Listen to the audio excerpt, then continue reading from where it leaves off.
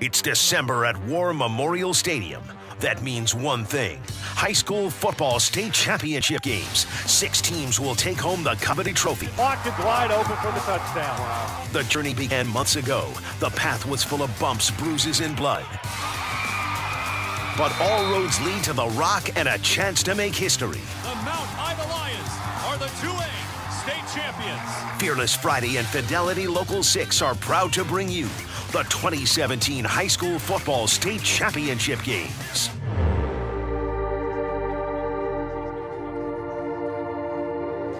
Welcome to War Memorial Stadium. It's the 5A state championship game between Little Rock, McClellan, and Pulaski Academy, a rematch from earlier this year and a rematch of the 2015 state championship game. I'm Wes Moore, joined in the booth by Jim Withrow, head coach of Sylvan Hills, and Eric Koyu, head coach of Little Rock Christian, a couple other coaches in the 5A Central, very familiar with both of these teams. Coach Withrow, I'll start with you. What do you think we're going to see tonight?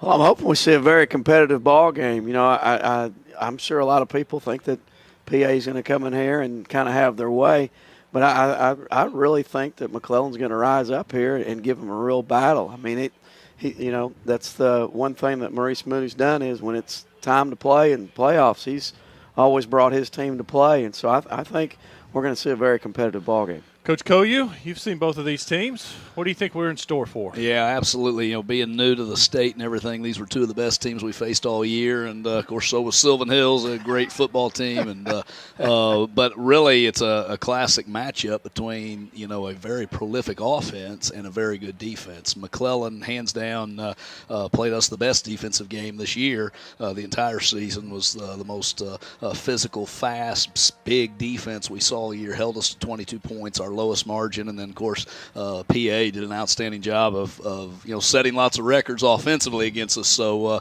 great offense against a great defense. So should be a good matchup.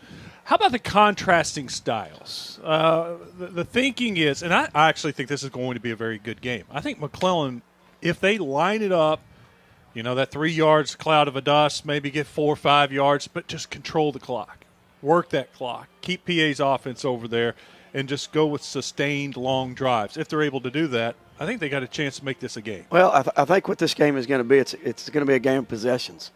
PA wants more and more possessions. More possessions they got, more chance they have to put their points up. So, we'll talk about onside kicks all night, okay? But then the other thing that McClellan's got to do is they've got to move the sticks. They need first downs, and it's okay if it's 2 or 3 yards on first down. Just stay in front of the sticks and move them, get first downs, eat that clock up. And instead of, all the pressure being on them, once you start taking those possessions away from PA, now all of a sudden there's a little bit more pressure on that PA offense to actually, hey, we have to score now because we might be limited in the amount of times we get it. It'd be easier to say just line it up and run it against PA. That's the one thing about PA that gets overlooked. They've got a pretty good defense.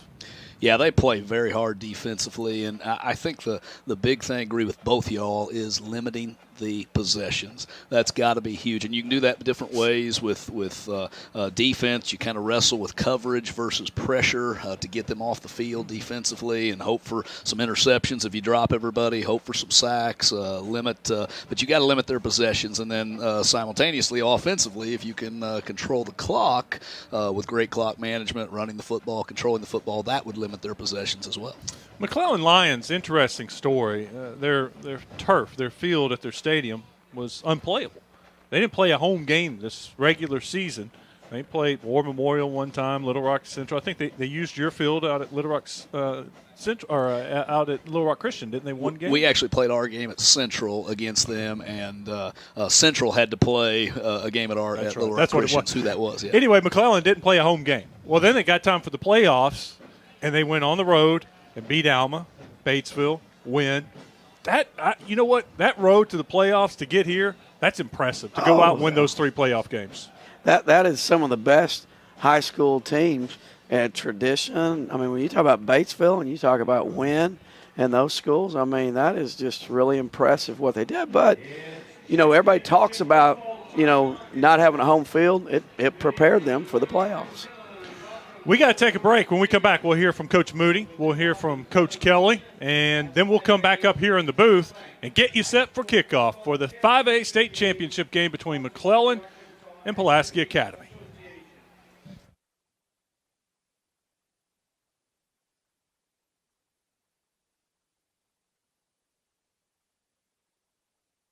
Finding out what the customer's need is. Thank you for being connected with Fidelity. How many devices will you be running in your home? This whole company, like technicians, everybody that I've worked with, they go above and beyond to give a good customer experience, more than what any customer expects. I firmly believe in doing the best that we can for our customers. It's just so you know, there's no data caps, no overage fees, so you can be on it 24/7. One day I had 5 compliments in a row for technicians, and I think it's a big deal for customers to take time out of their day just to call and let us know that they went above and beyond for them. You know, within Fidelity, teamwork is gigantic. We couldn't be anything without teamwork. We work together.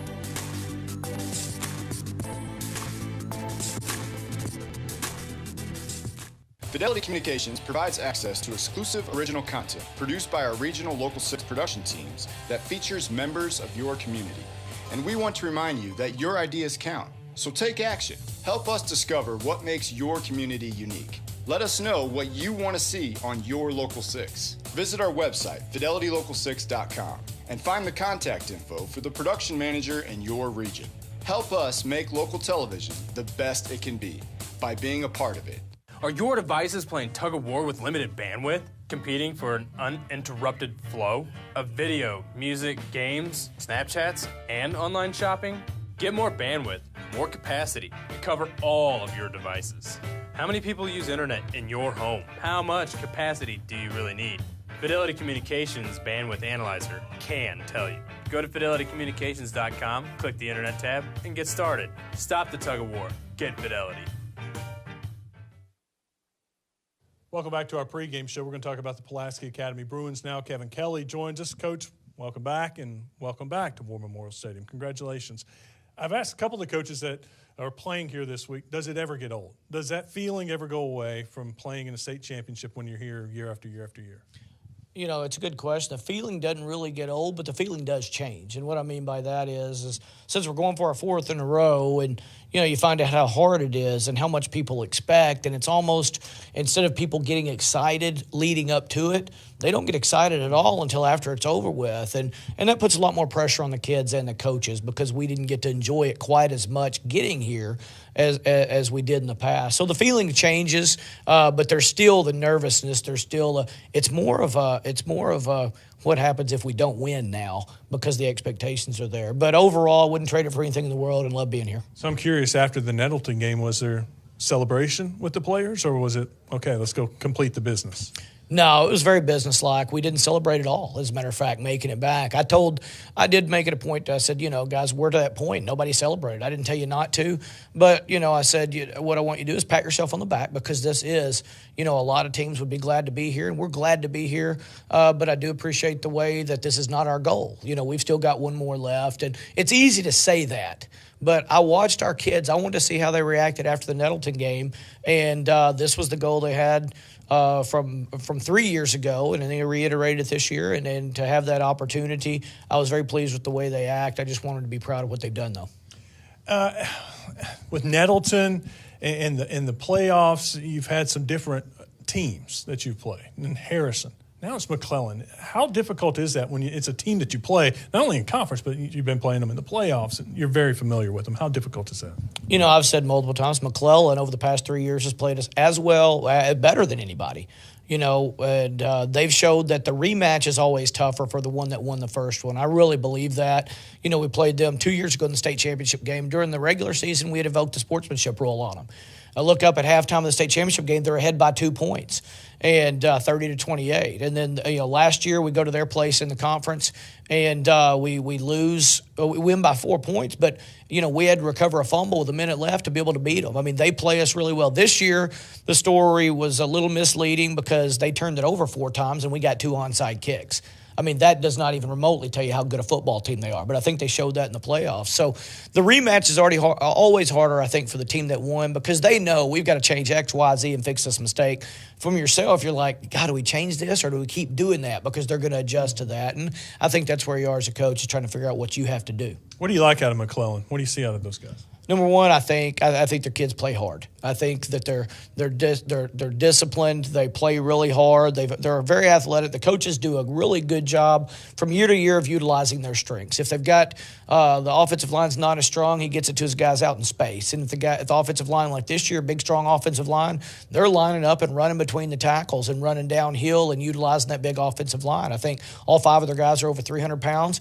Coach Moody and his staff recognize that, and they're utilizing that. So they do a really good job of morphing to their strengths, and I think that's the mark of a good coach. When you look at their defense with so many starters, they're familiar. You played them 2 years ago, and I think there was like 7 of them there on the team that played as sophomores. What do you see out of their defense? I see guys that are really smart about what they're doing. You know, they've got 7 guys that did play a lot as sophomores in the state championship games. We'll put them now, and you're looking, and they've got 40 games experience. It's almost like they're fourth-year seniors, and we've got some of those, so I know exactly what it is. They're a little bit smarter, a little more confident, and all that means is they trust themselves, so they don't hesitate when they're out on the field trying to think, is that what they're doing or not, hesitate and then go. They recognize it immediately because of that experience, and they're a step closer to the ball than everybody else we play, and that makes it a little more difficult. In the playoffs, they've changed up their offense and gone with Tyrese Larimore at quarterback. How has that changed their offense? You know, it's interesting. We've been analyzing that as a coaching staff, and my defensive coordinators, Madison Taylor and Jason White, both taking a look at that and trying to figure out, number one, what do we want to get ready for the most, and I think they've done a good job of, again, utilizing a strength. They saw that this kid can take it 80 yards. Crumpton's a good hard runner, but he had some 20-yard runs, 30-yard runs, but he could get caught from behind. Not that my kids are going to catch him from behind, but he could come from behind. This young man brings a little different element. Get him out in space. Let him run some options, some midline option, pitch it or keep it, and he can create the one big play for you, so you don't have to drive down the field and score. Your team, your offense has a chance to set a lot of records. I mean, whether it's offensive numbers for a state, winning 4 state championships, is that pressure? Are your guys, grasping that? Do they enjoy that part of it? The funny thing about kids when it comes to this kind of stuff or pressure is they're a lot more resilient and persistent than the adults are. I think as, me and my staff, we feel all the pressure. The kids are excited about it. Mm-hmm. And we coach them to be accepting of opportunities, accepting of challenges. And but when you look right at it and you go, people go, oh, there's a state record. When you look at how many schools play high school football and the number of years that are played, a lot of kids had a lot of chances at state records. And to have a state record means monumentally you accomplished something huge as a team that hasn't been done in that well in years and years and years and chances. So, I take it as a big thing. Our kids do too, but they're much more excited and accepting and positive about it, and I feel stress about it. Coach, appreciate it. Good luck. Thank you so much. We'll talk about the McClellan Lions when we come back. You're watching the pregame show.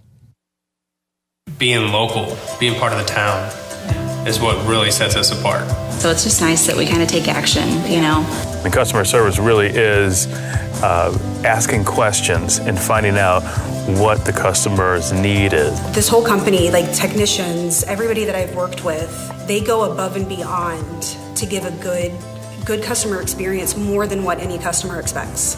And it's nice. Now my daughter plays a recorder, and we have to video her and then post that to her teacher as part of her homework. My kids have to have it. She's only in 4th grade. My other one's in high school, so of course she needs it. But I have so many siblings, and my nephews and my mother are there, and I can't be there. We can FaceTime, and I get to see all of them, and we get to talk, and it just makes it that much better for my mom. You have to have the internet to do just about anything. It's like a necessity. You have to have it. Are your devices playing tug of war with limited bandwidth, competing for an uninterrupted flow of video, music, games, Snapchats, and online shopping? Get more bandwidth, more capacity to cover all of your devices. How many people use internet in your home? How much capacity do you really need? Fidelity Communications Bandwidth Analyzer can tell you. Go to fidelitycommunications.com, click the Internet tab, and get started. Stop the tug of war. Get Fidelity.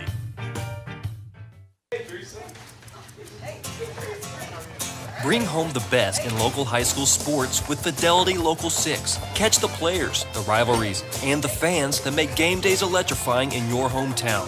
Watch live broadcasts or on demand with Fido, the whole home DVR entertainment experience. It's the local coverage you want. Fidelity Local 6, the best in local high school sports coverage.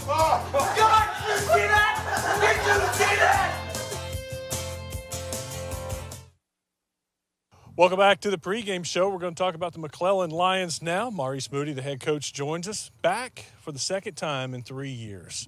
Congratulations on that. But what does that say about the program, these kids, that they're back 2 times in 3 years? I think, one, we're headed in the right direction. 2, we're hungry. And it's just a testament to the hard work that we put in, the time that we've dedicated as a staff, and how the kids have bought into the program. It's starting to pay off a little bit. I talked with some of your kids earlier in this week, and they talked about how what happened against PA and losing in the finals 2 years ago fueled them, and it's kind of pushed them. Have you seen that with the program? Other kids, this is, that maybe it paid off. No one ever likes to lose, but maybe that did push them in some way. Oh, absolutely. I think we've used it as a motivation since the loss. It's left a bad taste in our mouth, and our kids work extremely hard. I tell you, after that loss 2 years ago, we put 4th and 1 throughout the field house, man, because we were that close, on several occasions. So we just got to kind of finish the thing. We get an opportunity tonight, to showcase what we've been working on for the last 2 years. So we're just excited about being here for one, and we're ready to go. I know Coach Kelly has been talking about the fact that they were trailing. You guys were winning at halftime, so he's using that as motivation for his kids. Is that something that you can use for your kids? Say, look, we were a half away. Oh, absolutely. It shows us that, we had a chance there. We was right there. A couple plays here and there, we in that ball game and win it. They just made more plays than we did down the stretch, and they wanted it a little bit more, and experience was on their side. They'd been there before. They won a couple of state titles, so I think a couple of state titles. So, we definitely going to use that as motivation for tonight, and we'll just see what happens. Coach, your team hasn't played a home game all year. We've talked about that all year. Kind of a home game here since you at least played at War Memorial Stadium a couple of times. How has that shaped your ball club? And then your playoff route, all games on the road. But did that pay off? Was that could you take something positive out of a negative like that? Yeah, once again, we're using that as motivation. Hadn't played a home game. I feel for my seniors. They had to play an entire their senior year without playing at home in front of their fans. And, a lot of fans that would come out to see them at McClellan, weren't able to travel to different places, to come watch them. So I kind of feel for those guys. But, it's just another sign of adversity, one that we've been dealing with, all year long, and we've dealt with, from day one. And we understand that our kids, we just move forward. We don't let that linger. We just continue to play McClellan-style football and live with the results. Sometimes teams, they're always deserving once they get to a championship. But sometimes they can get an easier route. No easy route for these guys. You go to Batesville, you go to Alma, and you go to Wynn to make it to a state championship game. What did you learn about your team during that 3-game stretch? Well, I don't know if I learned a whole lot. The thing about it, we played North Little Rock, number 1 team in 7A, probably number 1 team overall. Played PA in week 9, played Little Rock Christian in week 2, top 2 programs in week 8. The top 2 programs in 5A. So we're kind of built for it.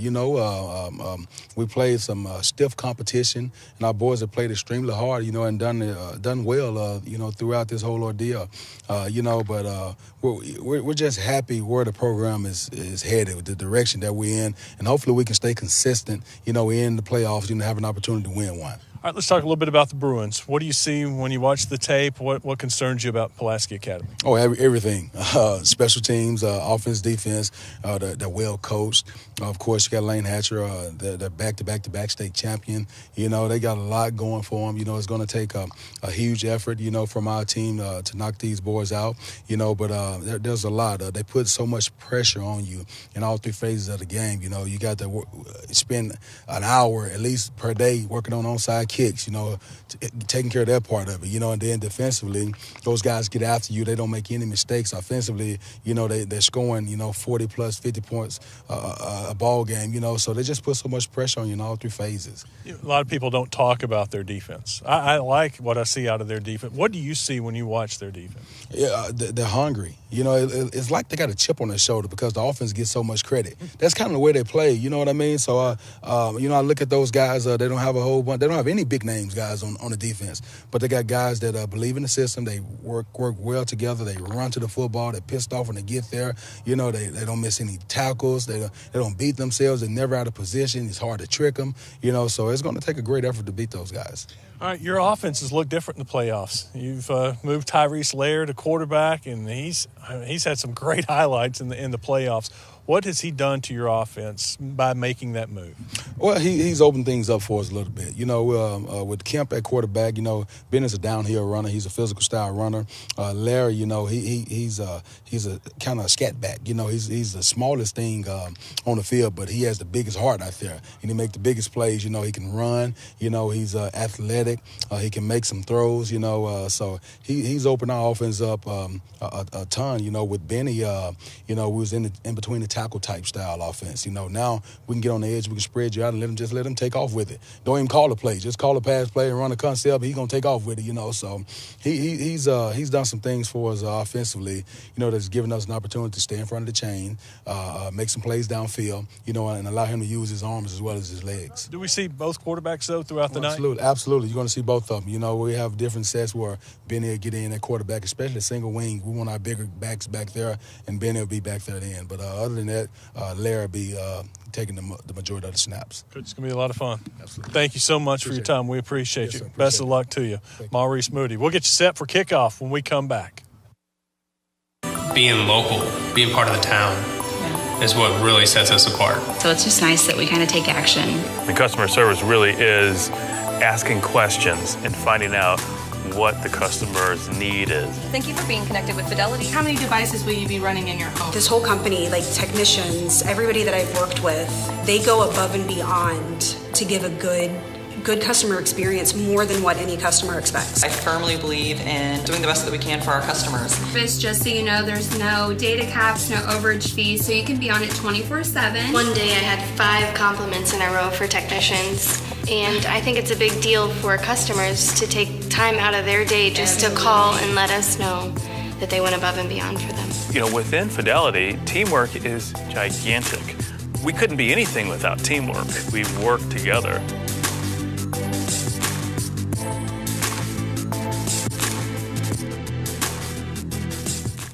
Fidelity Communications provides access to exclusive original content produced by our regional Local 6 production teams that features members of your community. And we want to remind you that your ideas count. So take action. Help us discover what makes your community unique. Let us know what you want to see on your Local 6. Visit our website, fidelitylocal6.com, and find the contact info for the production manager in your region. Help us make local television the best it can be by being a part of it. Pretend this watermelon represents your total internet bandwidth. Is there enough here for everyone in your household? Let's find out. 2 teenagers connect their phones to Snapchat and stream videos. Mom and Dad have phones connected too, plus a laptop computer. They all enjoy watching Netflix movies, sometimes while using these other devices. Oh, and did we mention the daily online gaming sessions? That's a big chunk. Sorry, all gone. Do you need more bandwidth? Try Fidelity's Bandwidth Analyzer to find out. Visit fidelitycommunications.com and click Internet to get started.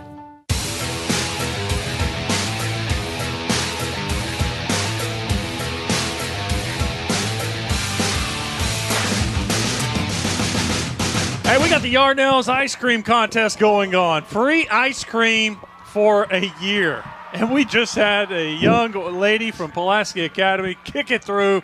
Ice cream for a year for her. And now another young woman from Pulaski Academy trying to kick a field goal. And last night, Greenwood had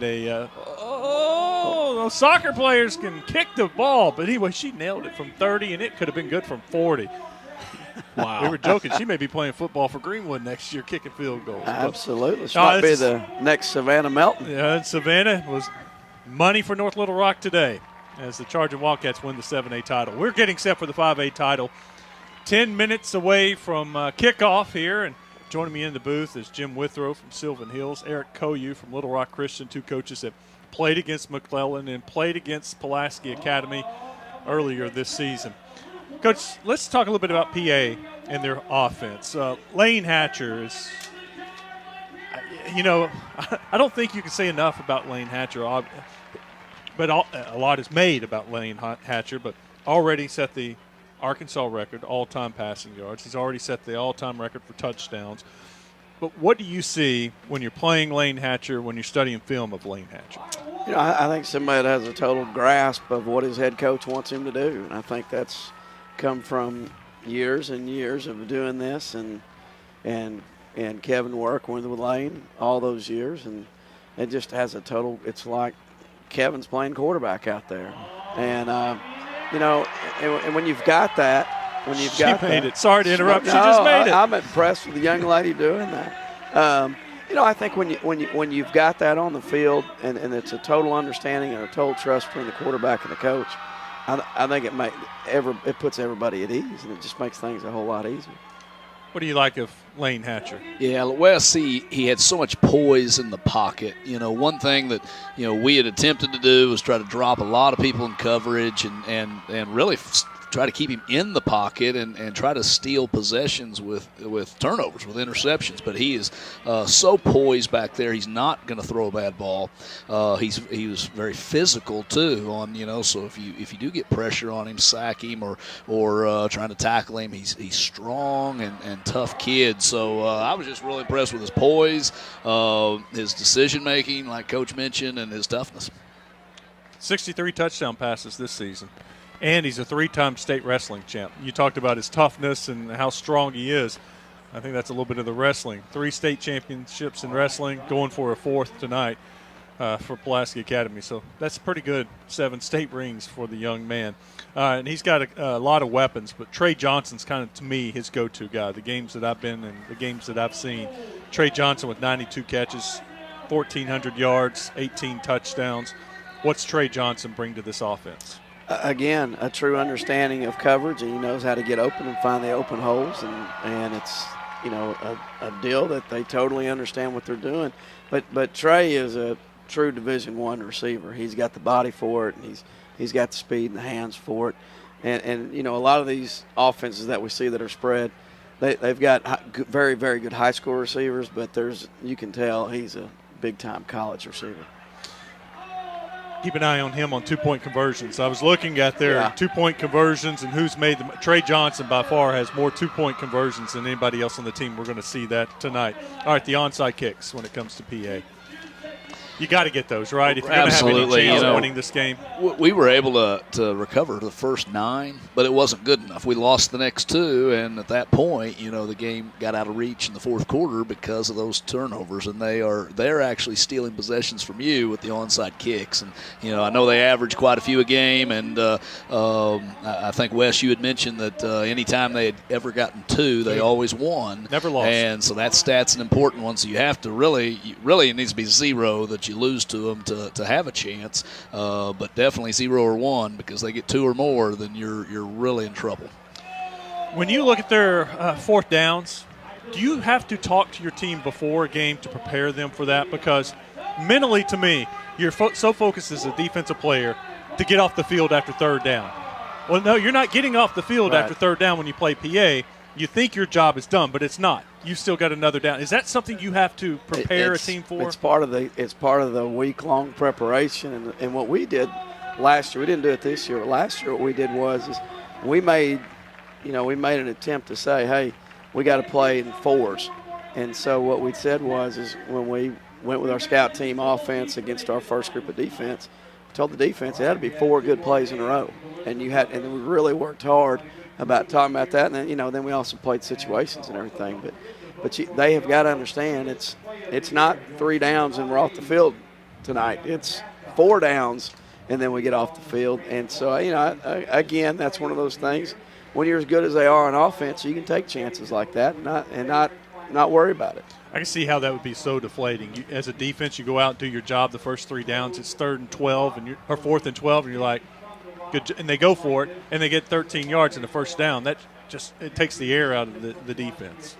Could be a difficult thing to overcome. Yeah, the chains don't matter against Pulaski Academy. You've got to get the chains out of your mind and work to try to win every play, which obviously very difficult with as prolific offenses they have because, most of the time we break things down on first and second down tendencies and then third and long or third and short or fourth and long, fourth and short. But really, it does not matter on chains until maybe fourth down, fourth and short and fourth and long. So you have to change the mindset. We have 5 minutes left before the kickoff. Let's talk a little bit about the McClellan Lions. We're going to see a little something different that you guys didn't see, and that was Tyrese Lair at quarterback. They started playing Lair more at quarterback against Alma, and I talked to Coach Moody about it. And he said maybe we should have started a little earlier in the season playing him at quarterback more, but they felt like at his size, they didn't want to get him all banged up, beat up before the playoffs. Tyrese Lair adds speed for McClellan. Yes. What do you think we see out of Lair tonight? Well, I think what it does is it gives you a chance to run your quarterback now. You can run the power reads and all the zone reads and everything else, and it gives you an extra blocker.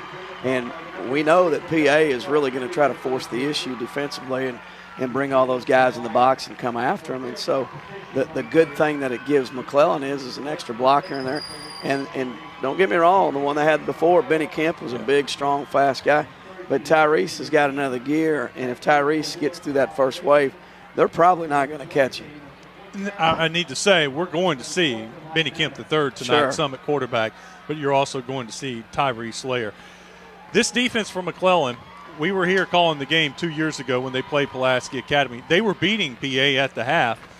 8 of those McClellan defenders were sophomores. 7 of them are playing in this game for their defense. What do you think that experience means for McClellan tonight? Well, I think McClellan all year has been in some big games. They played North Little Rock. They've played in a conference, our Central Conference here in 5A, and Arkansas is very, very tough. We were talking about that earlier. 6 of our teams would have advanced in playoffs in other conferences. So they're used to big games, and with those guys having played as sophomores and juniors and 3 years of varsity football does give you a lot of experience, a lot of confidence, Wes. Alan Amuamua, you got Lane Hatcher out there, Wesley Wise, and Trey Johnson, the captains for PA. McClellan's captains tonight. I see a number 8, a number 6. So Benny Kemp is out there, Andre Campbell, and it appears, I think, did McClellan win the toss? Well, maybe he'll tell us.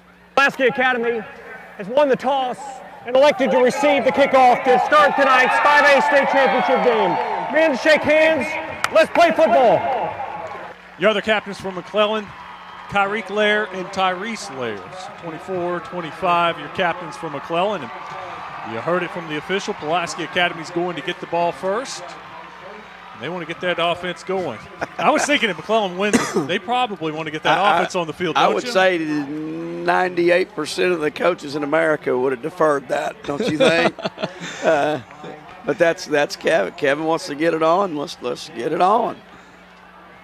Well, the teams are ready to enter the field. The Bruins are behind their big sign. The Lions are inside their 10 at the other end zone. And we are about 2 minutes away from kickoff of this 5A state championship game.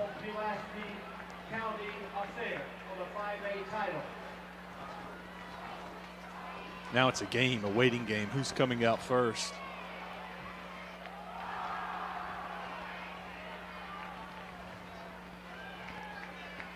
Are they waiting on each other? A little mental game going on right here. No, you go. No, you go. I think all the players and coaches are always ready to get that first play underway, kind of get the jitters out and ready to play some football. McClellan is going to come out first. Here come the Lions. Back in the state championship game for the second time in 3 years. Heck of a job that Maurice Moody's done at McClellan. And now the Bruins, the three-time defending state champs, onto the field. PA looking to equal Barton's mark back in the 80s when they won 4 straight state championships. Coach McClellan, one of the greatest, probably the greatest high school football coach we've ever had in our state. Had an opportunity to coach with him in an all-star game one time. It was a great experience. PA's kick return team back there. I see Hudson Henry. We haven't spoken about him. Hudson, one of the top tight end recruits in the country, only a junior. The Bruins do have some guys that will be playing college next year. Hatcher has an offer from Arkansas State. Of course, Ben Jones, the big offensive lineman for Pulaski Academy, is committed right now to play for the Razorbacks. And McClellan's got a lot of talent on the field also. Some of those guys will be moving on to play college football. For everybody else, for all those seniors, this is it. One last chance to play a high school football game. I watched the Lions a couple times, and they kicked an onside kick here or there. Well, I tell you what, it's our whole conference. It's an adventure. Every time we go to kick a ball off, you find yourself holding your breath every time because you really don't know what's going to happen. The PA only has 2 defenders back, 9 guys within that 40-yard line. Here's the kick from McClellan, and we are underway. PA will catch it at the 22-yard line. Will run out of bounds at about the 27-yard line, and that's where Lane Hatcher and crew will take over for their first possession of the game. Yeah, it wasn't a deep kick, but very good coverage by McClellan to get down the field.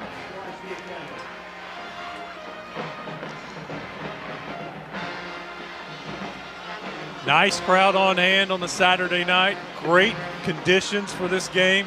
Absolutely perfect for really all you could ask for December 2nd. Much better than the 5A championship game last year. Remember how cold and rainy that was? Absolutely. Had the tents out and everything. PA changed uniforms at the half, put on some dry uniforms. Hatcher looking to pass, a little screen pass out in the flat. Not much there. I'm not sure if he got back to the line of scrimmage. That was E.J. Anderson. E.J. Anderson coming out there on a swing pass and to the short side, and McClellan did a great job right there. Always got to be ready for the trick play and that opening drive with PA on offense now. Anderson actually lost a yard on the play, so that brings up 2nd and 11, maybe even 12.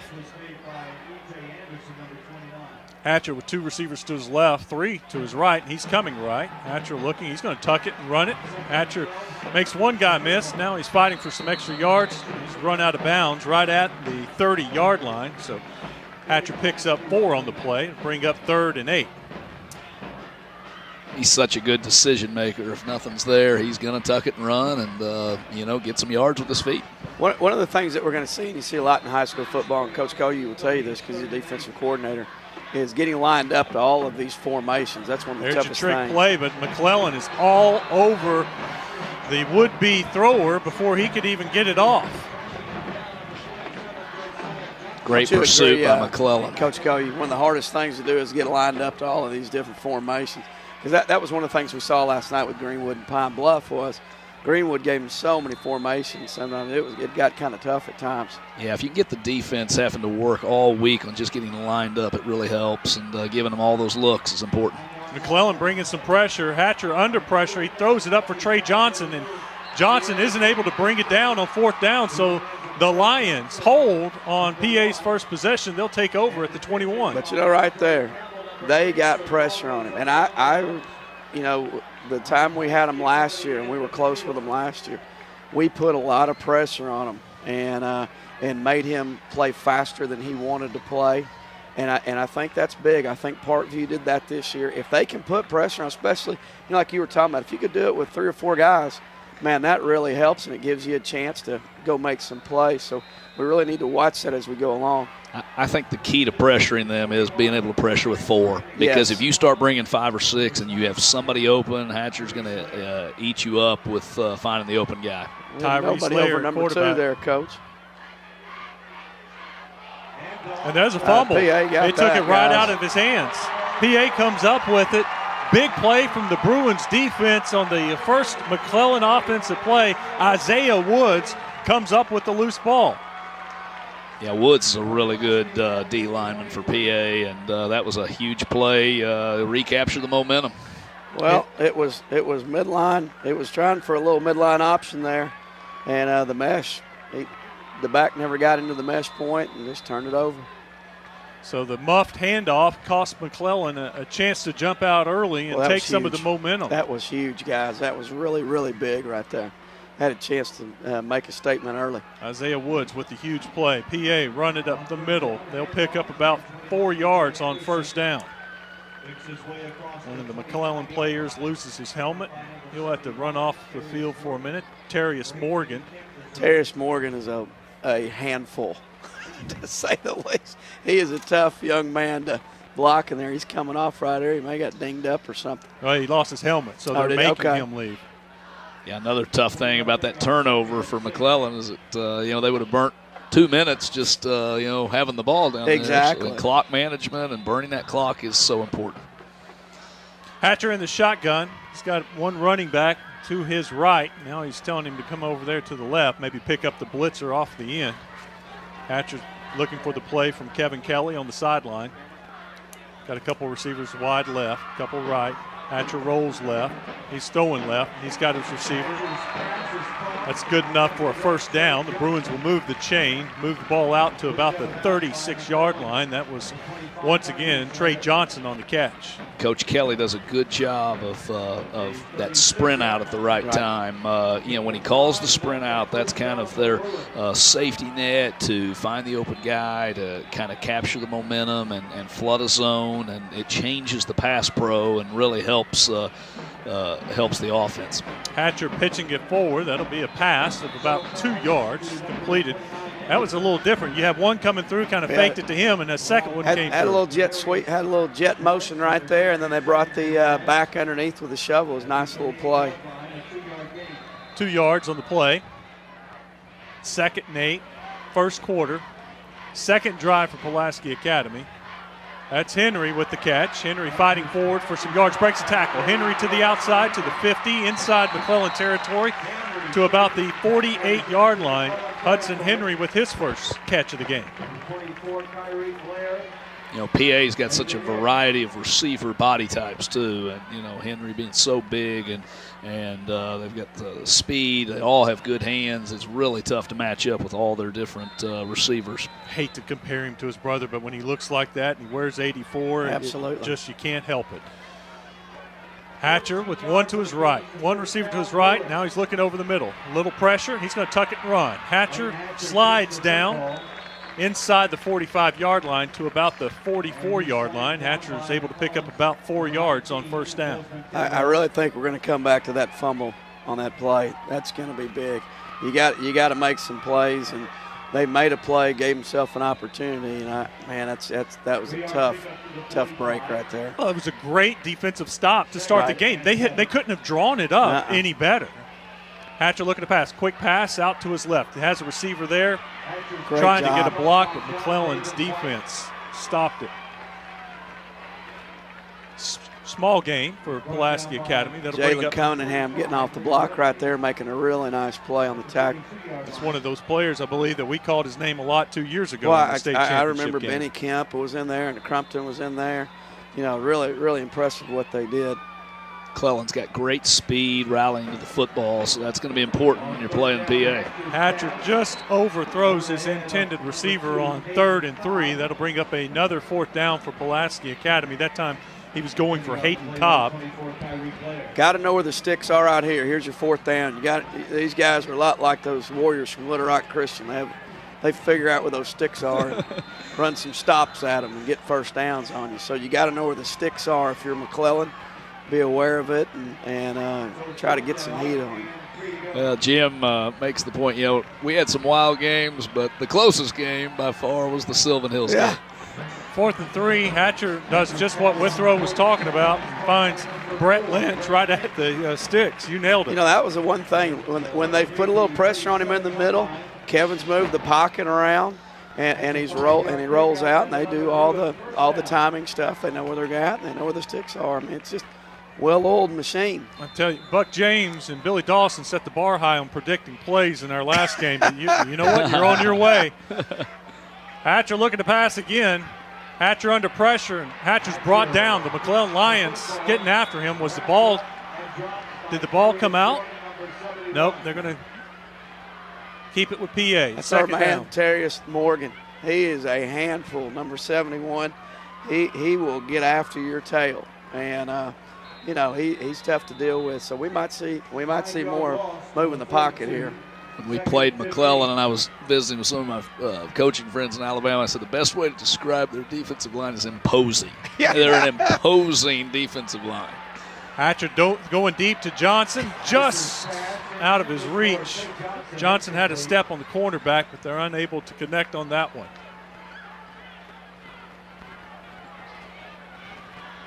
Going to bring up third and about 15, maybe 16 for Pulaski Academy.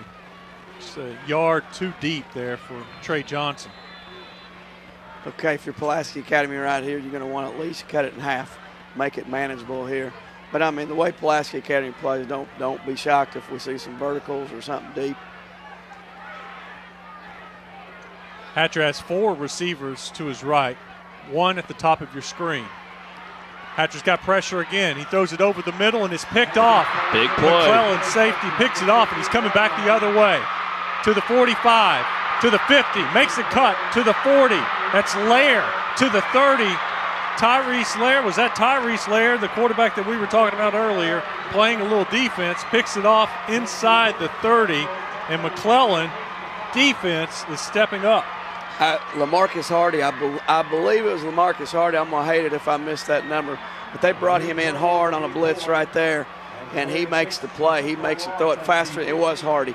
Made him throw it faster than what he wanted to, and he tried to throw to a spot, and they were standing there waiting, Coach. The pressure made him throw it just 1 second quicker than what he wanted to. Jim's exactly right. Lair made a great play, not just intercepting it, but returning it so far. He's such a fast young man. Yeah, you could see the speed with Lair and what makes him such an exciting player. Quarterback keeper. That's Benny, I think. That's Benny, and he picks up about 8 yards on first down. Wes, you said something in pregame that was very important. Now, one thing about Kemp at quarterback is he is a load and he is tough to bring down. And you had mentioned how it may be real important to burn some clock against PA and control the ball. And Lair definitely gives them the big play ability. But Kemp can, you're going to have tough time tackling him. He runs better than people think. I mean, he runs well. He started at safety the game we're talking about from 2 years ago. So they got their hands full with him. But PA will step up here, and they'll give him something. 6'1", 220 for the quarterback. Yes, he's a pretty big guy. That's going to be enough for the first down, so McClellan will move the chains. They pick up their first down of the game. So a couple big plays from this McClellan defense. Got to say that the pressure that they're able to put on Hatcher right now is the story of the game.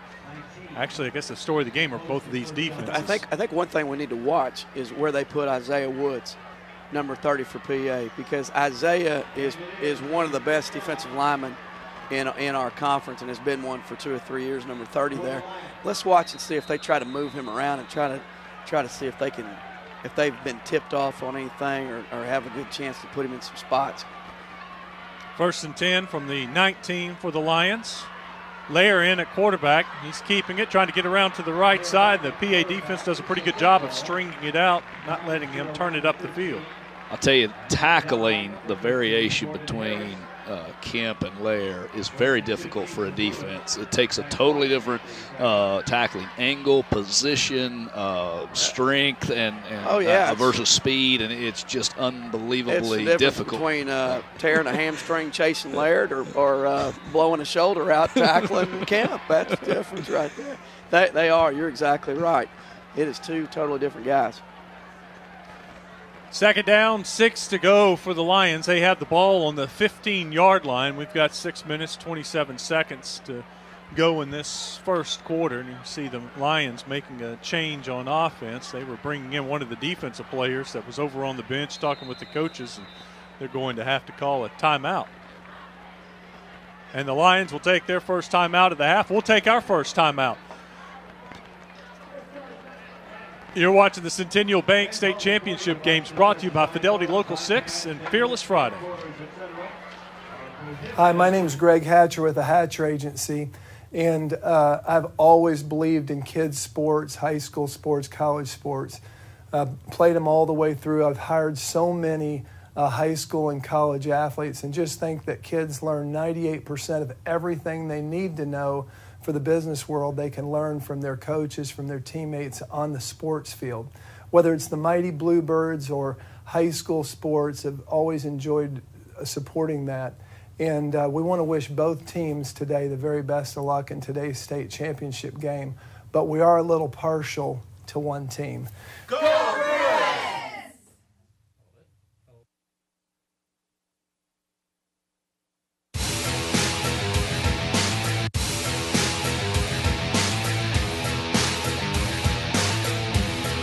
Second and 6 for the Lions at the 15-yard line. Lair, quarterback, over the right side. Lair is close to a first down.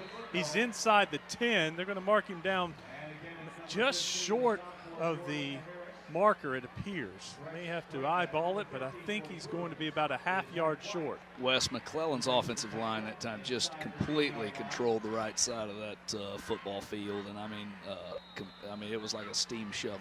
Looked like we had a little counter option there too, Coach, didn't we? And I think also, I think Lair's, that's a couple times he's bobbled that snap a little bit. But that is the deal. It really didn't matter because McClellan's offensive line just blew PA off the ball that play.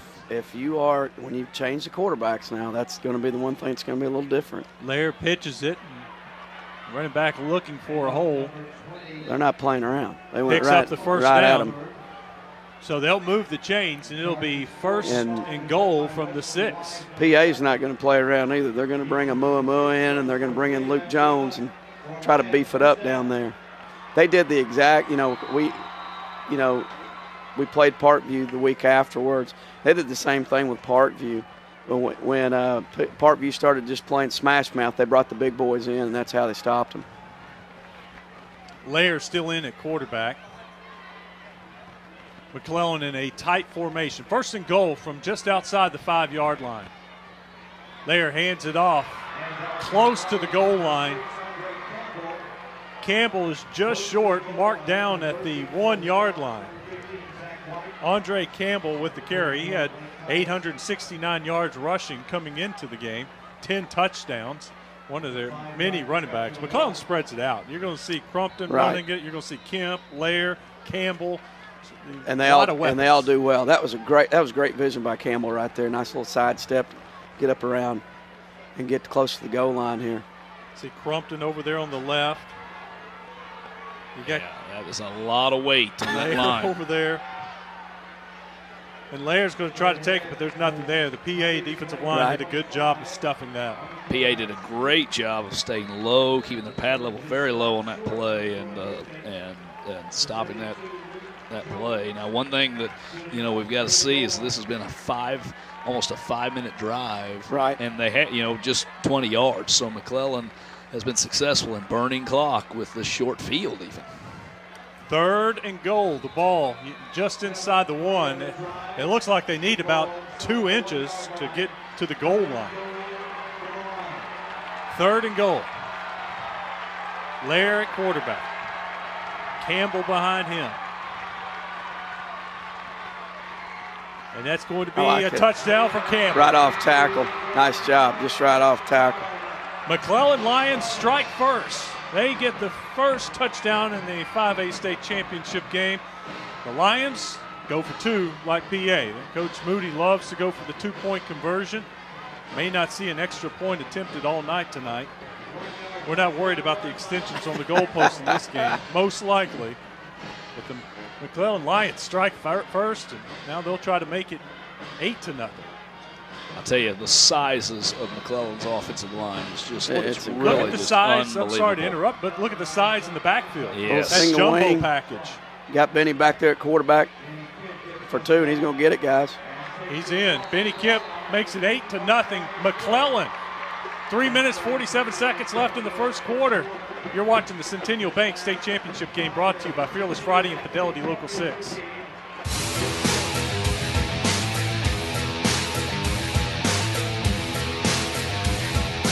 Being local, being part of town is what really sets us apart.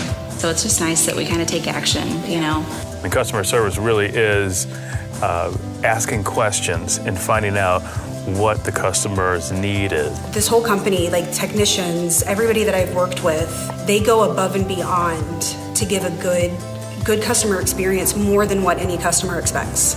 And it's nice.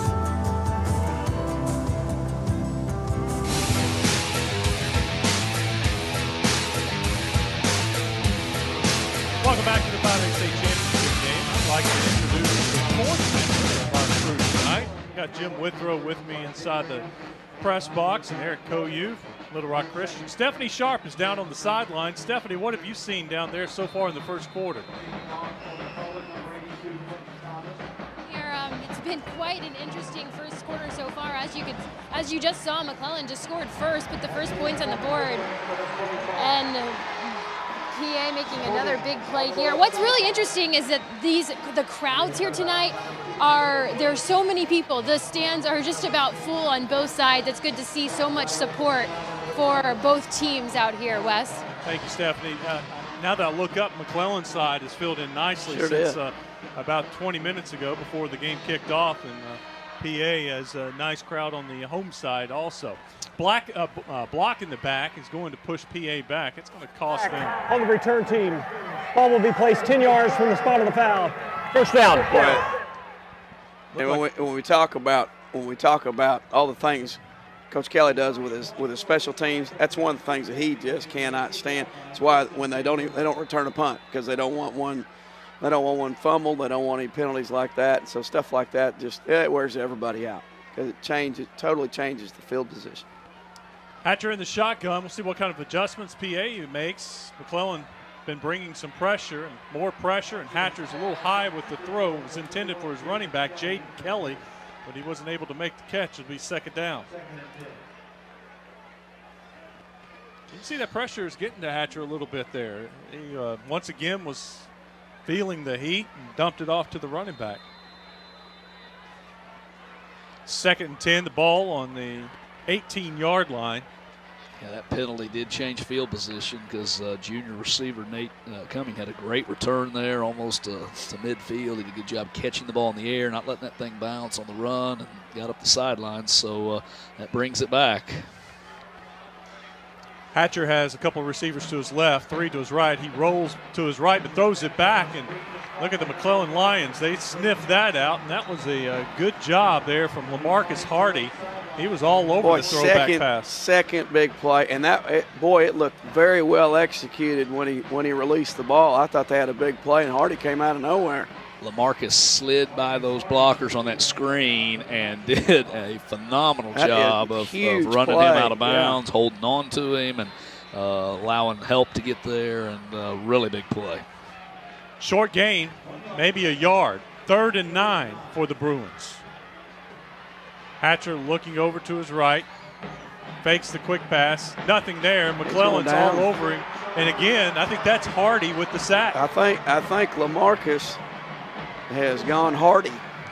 He is getting after it. 3 great plays by LaMarcus right there, doing a great job. Came on a blitz that time, right up the gut, and got the sack.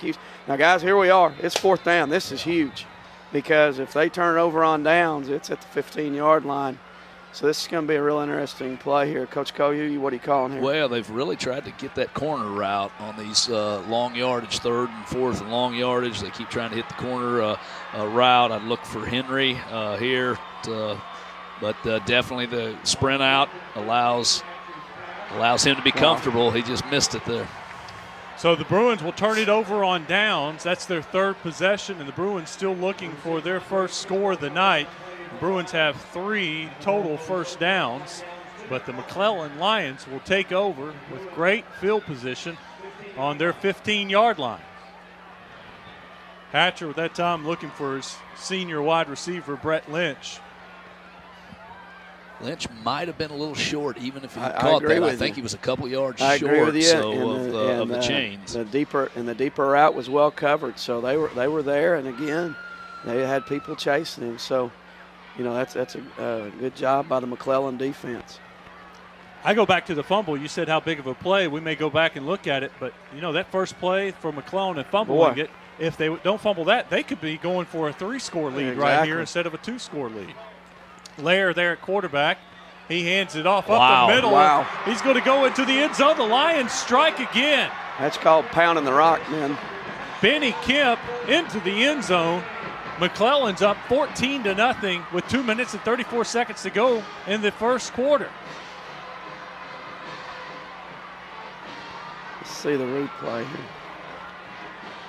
Kemp had a huge hole. Good job by the offensive line of opening it up.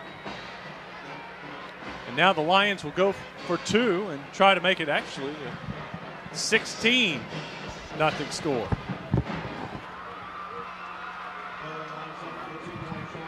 There's a 2-point try, and it's going to be a little short. The ball's loose. Down in the end zone. He's going to say he was down, not a fumble, but it won't matter. The 2-point conversion's no good. So it's 14-0. McClellan leading it with 2 minutes, 34 seconds to go in the first quarter.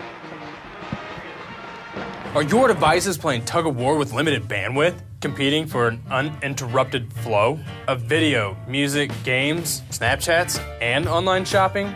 Get more bandwidth, more capacity to cover all of your devices. How many people use internet in your home? How much capacity do you really need? Fidelity Communications Bandwidth Analyzer can tell you. Go to fidelitycommunications.com, click the internet tab, and get started. Stop the tug of war. Get Fidelity.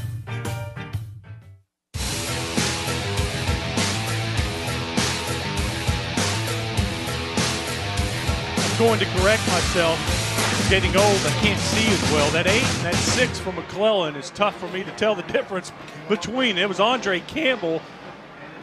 I need to get a jumbo big screen TV in here so I can watch the TV instead of the field and try to pick out these numbers from 60 yards away. So good job, Andre Campbell. I apologize for taking away your glory, but it is 14-0 McClellan. Line drive kick fielded by PA at the 20-yard line. We're going to run it to the 31. That's where the Bruins will start. Try to get on the scoreboard for the first time. It's going to be a big possession for PA. They really have moved the ball some, but haven't been able to finish their drives. So it's going to be a real important possession for them to get on the board.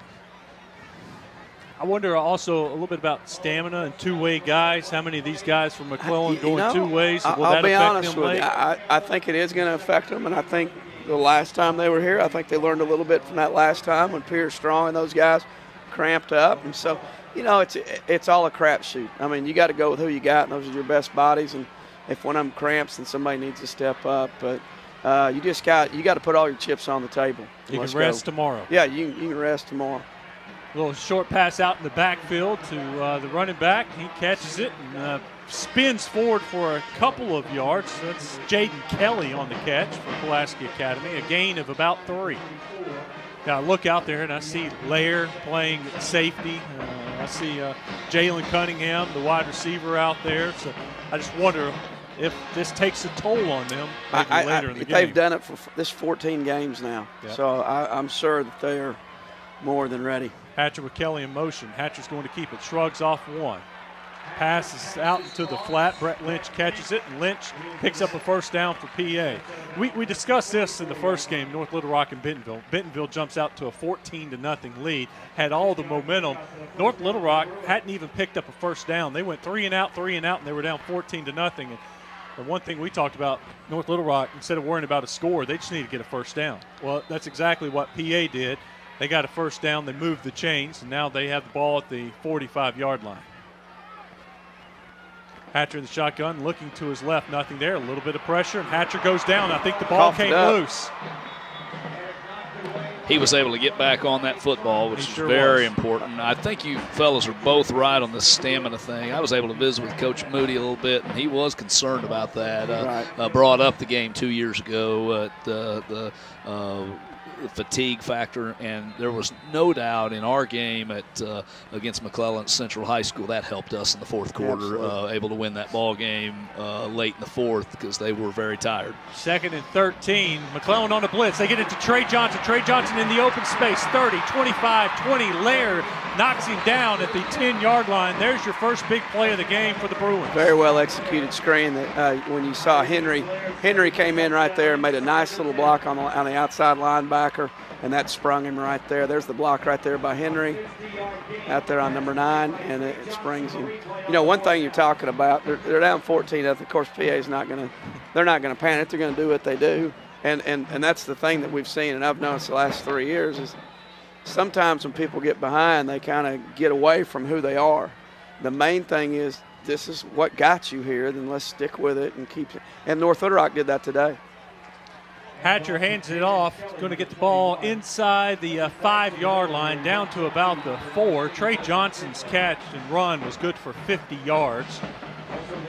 Johnson's such a big playmaker, and that was a big momentum shift there. And, football's a game of momentum, and when you can recapture the momentum with a big playmaker like Johnson there, that definitely helps you. No doubt. Jaden Kelly picked up 4 yards on that play, so it's going to take the ball to about the 5-yard line. 2nd and goal from the 5. Hatcher, quick pass, has a receiver there, battles his way into the end zone. The Bruins are on the scoreboard. Great perimeter blocking by PA. Brett Lynch with the score, the good run afterwards, and PA cuts it to 14-6. That was Trey Johnson out there with the key block, and give Brett Lynch a little credit. He's feeling the hit a little bit, holding his back, but the Bruins will go for 2 and try to make this a 14-8 game. Probably going to see a roll out here, guys. Yep, sprint out, flood the zone. Look for Trey Johnson. The Hatcher's keeping it under pressure, throws it deep, what a throws play. in the back What a of the great end zone, play. and finds Hayden Cobb for the 2-point conversion. That was making something out of nothing. Yeah, that's just staying with the play. Throw it up. Let them, it's a 2-point play. You don't have anything to lose. Throw it up there and let them make a play. There's your replay. Hatcher under pressure, getting hit, tosses it up in the air. Perfect. That'll look in the scoreboard tomorrow as a perfect dart right to him. 14-8 your score. You're watching the Centennial Bank State Championship games. Pretend this watermelon represents your total internet bandwidth. Is there enough here for everyone in your household? Let's find out. 2 teenagers connect their phones to Snapchat and stream videos. Mom and Dad have phones connected too, plus a laptop computer. They all enjoy watching Netflix movies, sometimes while using these other devices. Oh, and did we mention the daily online gaming sessions? That's a big chunk. Sorry, all gone. Do you need more bandwidth? Try Fidelity's Bandwidth Analyzer to find out. Visit fidelitycommunications.com and click Internet to get started.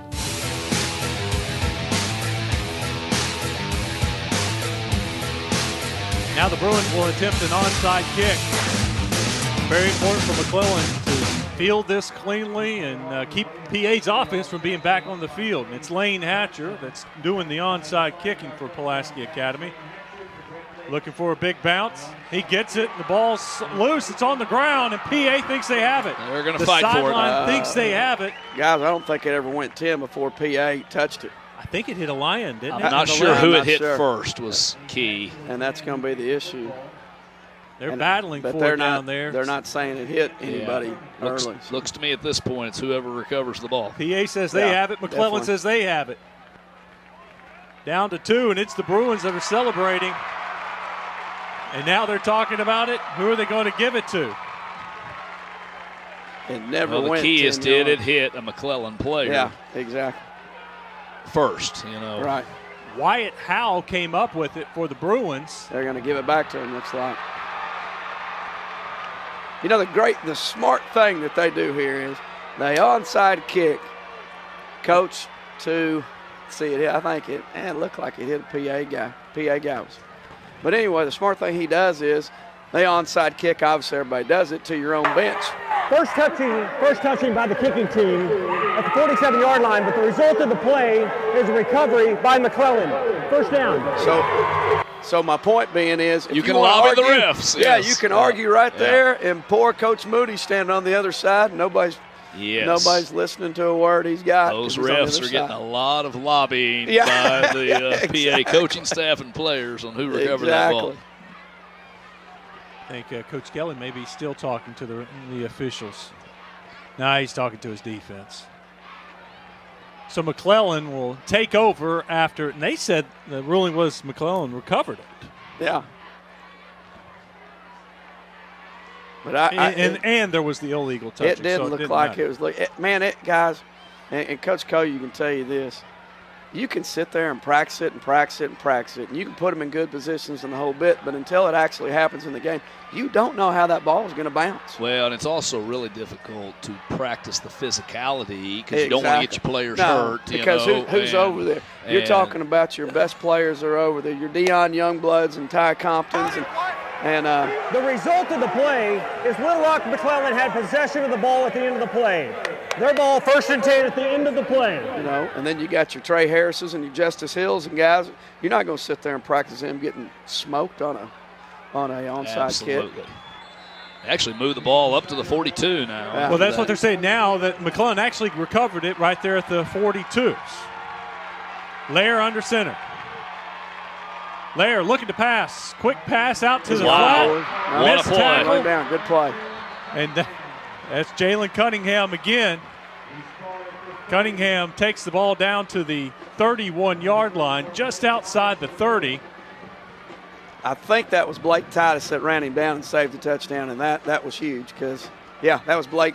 Blake went down there and ran him down. It's a good thing Blake did that. Was a very good tackle because after the original missed tackle, I thought he was taking it to the house. Me too.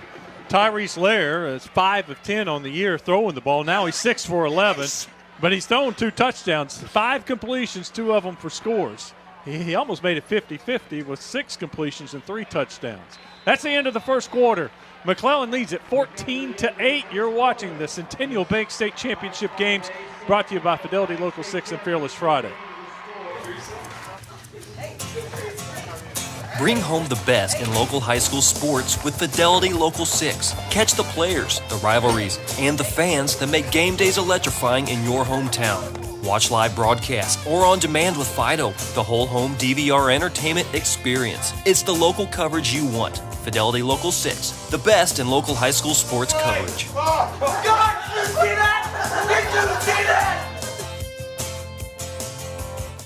Now my daughter plays a recorder, and we have to video her and then post that to her teacher as part of her homework. My kids have to have it. She's only in 4th grade. My other one's in high school, so of course she needs it. But I have so many siblings, and my nephews and my mother are there, and I can't be there. We can FaceTime, and I get to see all of them, and we get to talk, and it just makes it that much better for my mom. you have to have the internet to do just about anything. It's like a necessity. You have to have it.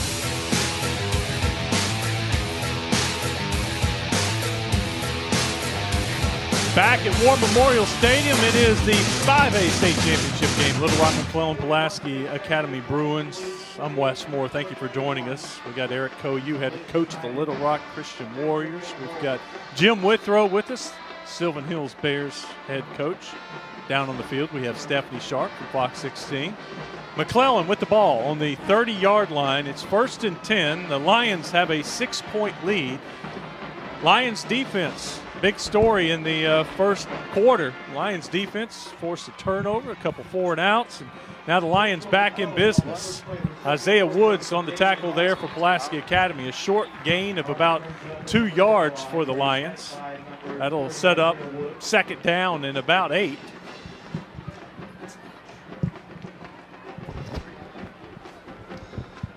Lions offensive line been doing a pretty good job of creating some holes and some openings for those running backs and the quarterback. Lair in there at quarterback right now.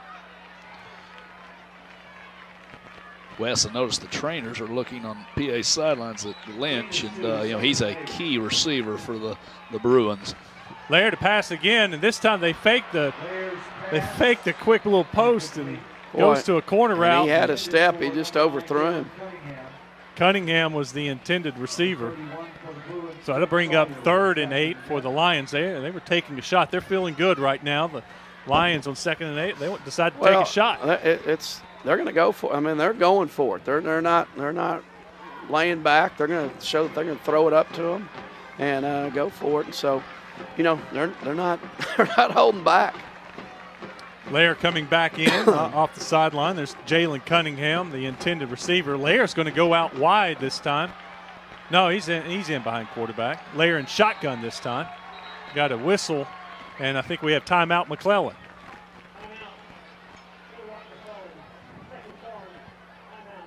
We'll take the timeout with them. You're watching the Centennial Bank State Championship game. Fidelity Communications provides access to exclusive original content produced by our regional Local 6 production teams that features members of your community. And we want to remind you that your ideas count. So take action. Help us discover what makes your community unique. Let us know what you want to see on your Local 6. Visit our website, fidelitylocal6.com, and find the contact info for the production manager in your region. Help us make local television the best it can be by being a part of it. Being local, being part of the town, is what really sets us apart. So it's just nice that we kind of take action, you know. The customer service really is asking questions and finding out what the customer's need is. This whole company, like technicians, everybody that I've worked with, they go above and beyond to give a good customer experience, more than what any customer expects. And it's nice.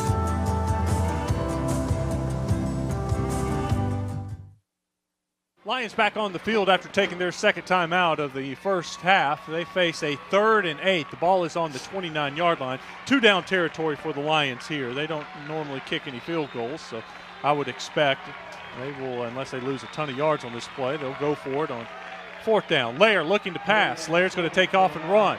PA's defense chasing him. Lair makes a move.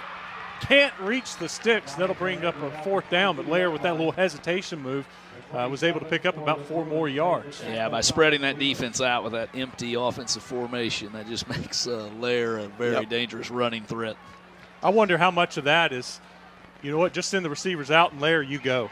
Well, I thought the draw was coming, but it was definitely a pass, and he was looking downfield, and when he didn't see what he liked, he immediately took off and ran. More manageable for McClellan, right? This 4th and 2, that's kind of their cup of tea here, so let's see what they do. Kind of in their wheelhouse right now. Well, they're going to spread them out and go empty. Still in here. the empty set. I think this is a look for Lair to keep this it. This is a bluff at empty, and let's go with Lair. Yeah, keep an eye on Lair. Lair looking to pass. Now he's going to take off and run. Lair's got a blocker, and he's going to get the first down and more. Lair to the 12-yard line. What a good hustle by number 67, Norris, for the Lions. Get out there and lead on him. Done a great job. They have done a fabulous job, those guys up front. Jamarius Norris, Christian Webb, Demetrius Covington, Craig Lattimore. I'm probably missing one in there too, but they have done a great job up front, giving him time. Lair picks up 11 yards and a first down. Lair now has 23 yards rushing. Andre Campbell has 21 yards rushing and 2 touchdowns. Campbell's been the touchdown machine for the McClellan Lions. Lair in there. He's got a back to his left. Lair's going to his left. He's got a couple of blockers, but Lair's knocked out of bounds at the 10-yard line. Gain of 2. The PA defense did a good job of stringing that one out. Absolutely. That time they just loaded up and let the quarterback roll to the left. But, one thing about PA is when you get done with the play, you look down at that screen, there's 11 of those blue jerseys sitting there. They have great pursuit. They rally to the ball really well. You're exactly right, Coach. Their defense plays very hard. 2nd down and 8 for the Lions. Taking their time. You look at the play clock, they're at 13 seconds, and they're just now breaking the huddle. 9 minutes, 53 seconds left in the half. Lair in shotgun. Lair brings the receiver in motion. Lair hands it off, back across the middle of the field. I think Isaiah Nichols was the first one there. Bottles it up. There's no gain on the play. That'll bring up a big 3rd down conversion for McClellan. Yeah, I think that was Kemp on that run, and they tried to get some push, but didn't get much right there. Nope. I think Isaiah Woods and the boys were standing right there waiting for that. That was a very, very nice play. Isaiah Wood there, and you see 1, 2, 3, 4, 5, 6 of his PA classmates there to help him out. Very good job, but that defense is very well coached, very disciplined. See Kemp, Campbell, Lair in the backfield. Here comes one in motion. Lair's going to keep it. Lair nowhere. PA defense stays at home once again. Yeah, I think the counters are going to be tough because they're bringing too many. And they will go put 2 in 1 gap on you. Absolutely. They're trying to obviously outnumber McClellan and point of attack, and this brings up a big 4th and long here situation. Jake Terry on the tackle that time for Pulaski Academy. They'll give Lair 1 yard. It's going to be 4th down and about 7. Ball just inside the 10, and they need to get it to about the 2.5-yard line. Big play right here, guys. 8 minutes, 28 seconds left in the half. Lair in shotgun. 4 receivers to his right. Lair looking to pass, has a receiver in the end zone. Wow, It's a touchdown. what a great throw and timing route by Lair. And that, I tell you what, a great job. That is not something you would have thought they would have ran, or a stop route. What a great throw and great catch. Well, I'm just in shock. Lair, not having thrown a lot of times this season, makes a perfect throw there. Nice pass to Jalen Cunningham. Lair's stats, I told you coming into this game, he was 5 of 10 throwing the ball, playing quarterback, for 5 of 10 passing, and he had a couple of touchdowns. We'll give him another one. So Tyrese Lair now on the night is 2 for 3 for 21 yards and a touchdown. Very, very impressive for a guy that hadn't played quarterback all year. Here's your 2-point conversion. Lair in the backfield all alone again. Brings the receiver in motion. Hands it off. PA chasing. PA's defense swarming the runner. Nothing there that time for Andre Campbell. 2-point conversion is no good. So McClellan will take a 20-8 lead over the Pulaski Academy Bruins with 8 minutes, 16 seconds to go in the first half. Are your devices playing tug of war with limited bandwidth, competing for an uninterrupted flow of video, music, games, Snapchats, and online shopping? Get more bandwidth, more capacity to cover all of your devices.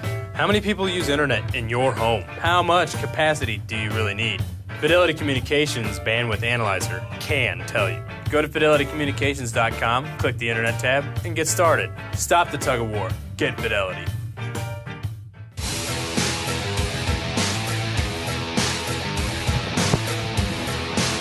McClellan adds to their lead. It's now 20-8 over the Pulaski Academy Bruins. Bruins set to return the kickoff. 8 minutes, 16 seconds to go in this first half. Here's the kick from the Lions. It's a line drive, and it's fielded, and quickly they take a knee at the 35-yard line.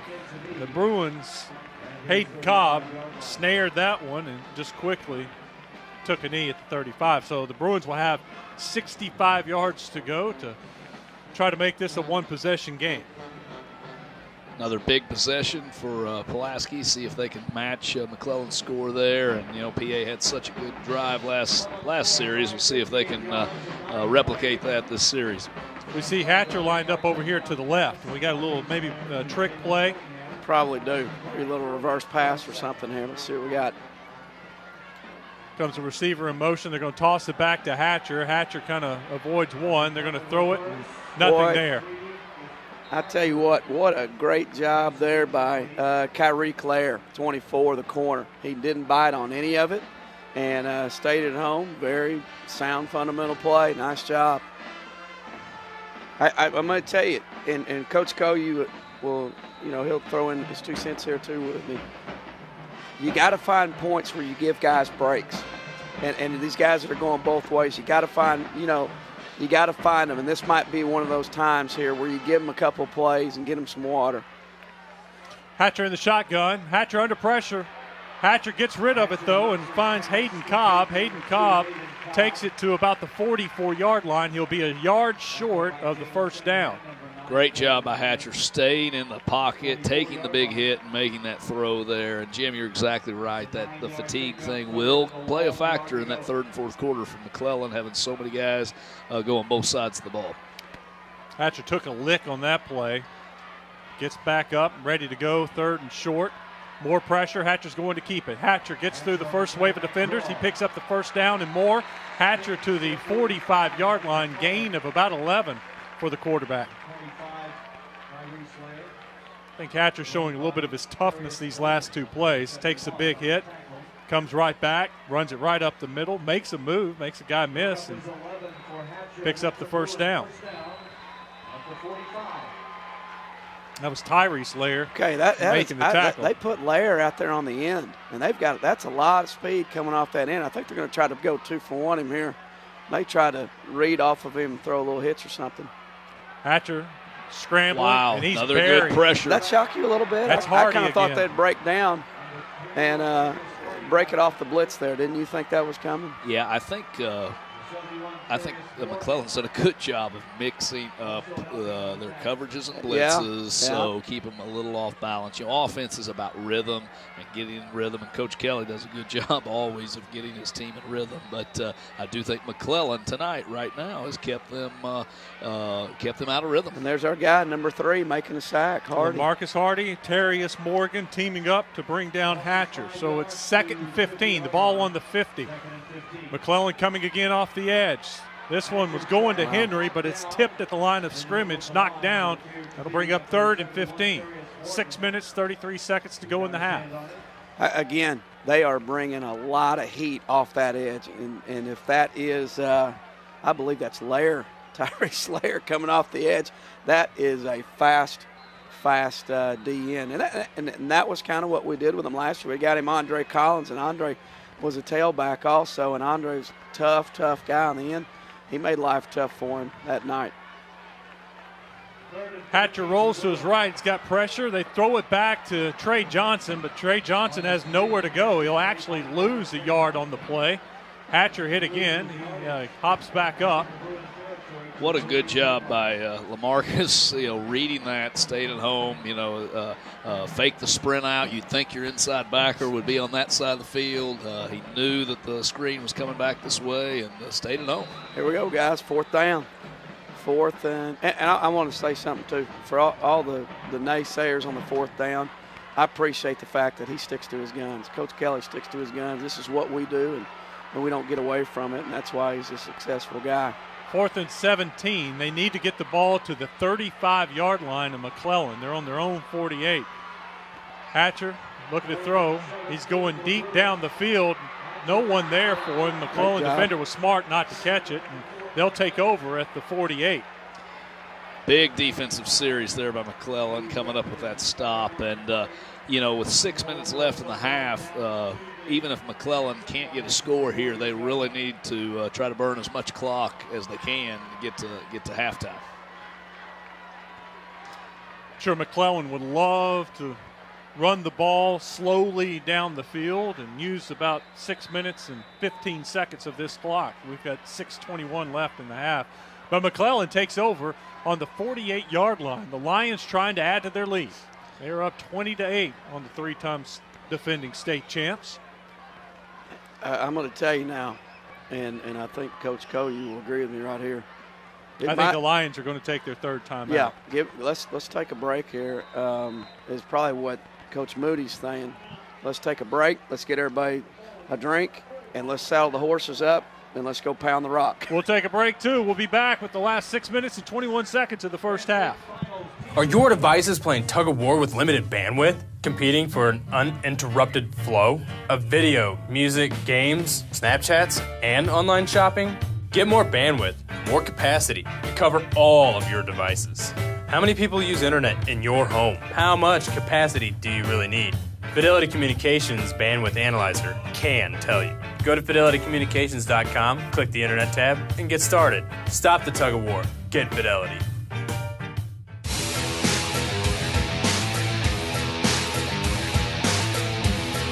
So the Lions take their last time out of the first half. And guys, you think maybe that was a chance for them just to catch their breath? I think that's all that was, chance to catch your breath. This is a huge drive. When we went to the break, that was the 3 of us talking about it. This is huge because, and I think he just wanted to put some gas in the tank, don't you think? I think Coach Moody knows how important this drive is to definitely they want to score, but they also want to burn this half out. Lair with the pass out in the flat. It's incomplete. It was a forward pass. Unable to connect, and that'll bring up 2nd and 10, and that'll stop the clock. And that won't run any time off the clock. Yeah, I'll tell you, fellas, he has surprised me how much he's thrown Lair this first half. Just not having a lot of pass attempts this season at quarterback. Right. As Jim mentioned earlier, though, against PA, you definitely don't want to leave anything in the bag. No. You got to come here all guns blazing. I tell you what, they've kind of changed their thinking here. They're more spreading out and giving you different formations. Lair fakes the pass. Now he's under pressure. Lair scrambles out picks up a big chunk, and then he gets hit, knocked down at the 40. A flag is down. That's a bad call. And I'm for the officials a whole bit. I want to see this. If this is that new rule, hitting a defensive defender, player, I think that's a bad call. Well, a PA defender took a shot on the play. He was chasing after Lair. Here's Lair escaping the pocket, and you see his versatility here, and there it is. That's a bad call. That's, this is a physical game. Yep. Yeah, because he hit him in the shoulder. So. Yeah. No, that's a bad call. Still second down. No, don't like that one at all. And and we've got great officials, and these guys have done a great job tonight. I'm not a proponent of that call at all. Yeah, the problem is that guy was definitely a would-be tackler on that situation. You've got to block him. Yeah, that's not that's some what guy. you're taught. That's not 10, 15 yards, 20 yards away. Lair's leaving the game. He did Lair's not hobbling lower off. his shoulder helmet. Right. Don't agree with that at all. We'll get Stephanie Sharp to go check on Lair as he goes over to the bench, but he's favoring a foot, an ankle, a knee, or something. I see him taking his helmet off, kind of dejected, but that means there's Lair there. But that has Benny Kemp in at quarterback. Kemp, who started most of their games for him. Kemp rolling, and they set up the screen, but there's nothing there. Pulaski Academy does a good job staying home, and Brooks Walton there for the tackle. Walton leads the team in tackles with 111 coming into this game. Yeah, we were focused on that block the previous play, but Lair did take a shot at the end of the play, and he made a nice run. Would have set up about a 3-yard situation, but instead to get the first down. But instead with the penalty, now they're facing third and a long ways. This is not what McClellan does, third and long. This is not what they do. So, kudos right there to the Brooks Walton and the PA defense there. Brooks and Wise, I think those guys are 2 or 3 year starters, and they are very good linebackers. 3rd and 25 after the big penalty. Benny Kemp there brings the runner across. He's looking to pass. Kemp is airing it out deep. He's got a one-on-one coverage there. Battle for the ball. I think PA came down with the interception. Bruins say they have it. They're fighting for it on the ground, and the Bruins do have it. The Bruins pick it off, and John David White. That was a very good punt. All right, that's an interesting call there, and then we've got another flag that just came out because both players did have possession of the ball for at least at one point, which is usually which the rule is it's the offense's ball, and so that was an interesting call. At the end, after the whistle and after it was all said and done, the McClellan player did come away with it, and then we have some kind of penalty afterwards. So very interesting call on that. Interception, first down, Pulaski Academy. Following the play, sideline warning. Little Rock McClellan. That is their first sideline warning of the game. So the Bruins will take over after the interception on their own 14-yard line, and that was that's a good punt. It's about a 46-yard punt.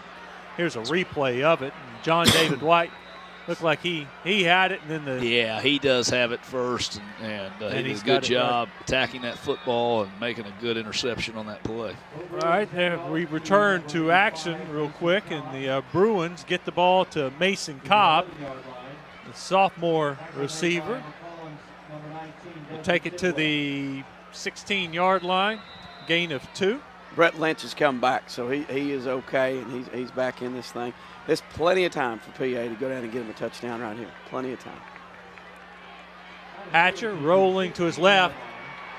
Avoids one tackler. Hatcher looking. He throws, and it is incomplete. Hudson Henry unable to make the diving catch. Great job by Hatcher, keeping the play alive and giving it a chance at least, because it looked like the play was over. Looked like he was going to take a sack and reverse his field. Kept some time and was able to release the ball. Strong kid here. Like we talked about earlier, is he a 3-time state wrestling champion? Probably getting ready to be a 4-time state wrestling champion. Strong kid.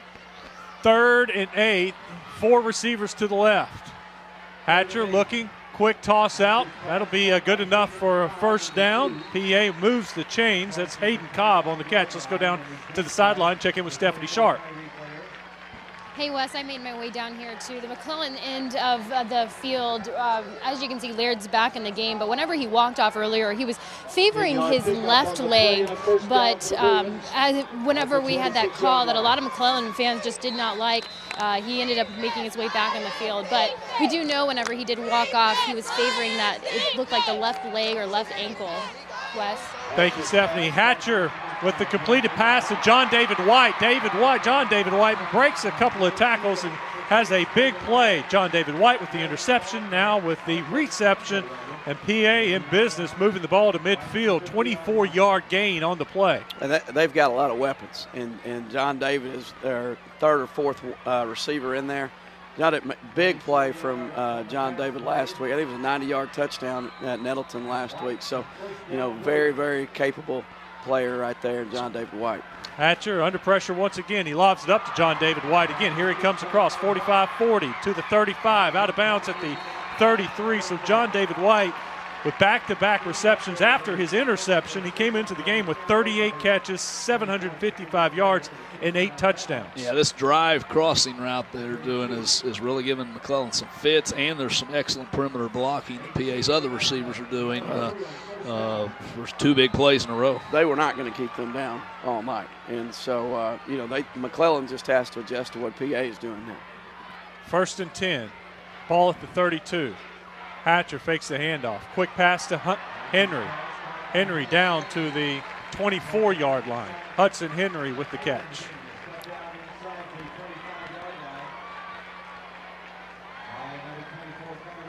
Well, I tell you what, you have to give the PA offense a lot of credit because it's not easy. It's not been easy for them this first half. They're just taking what the defense is giving them, and they're executing and running their offense, and they're not panicking. Henry what they do. Henry with 9 yards there, and now they're going to take a shot at the end zone.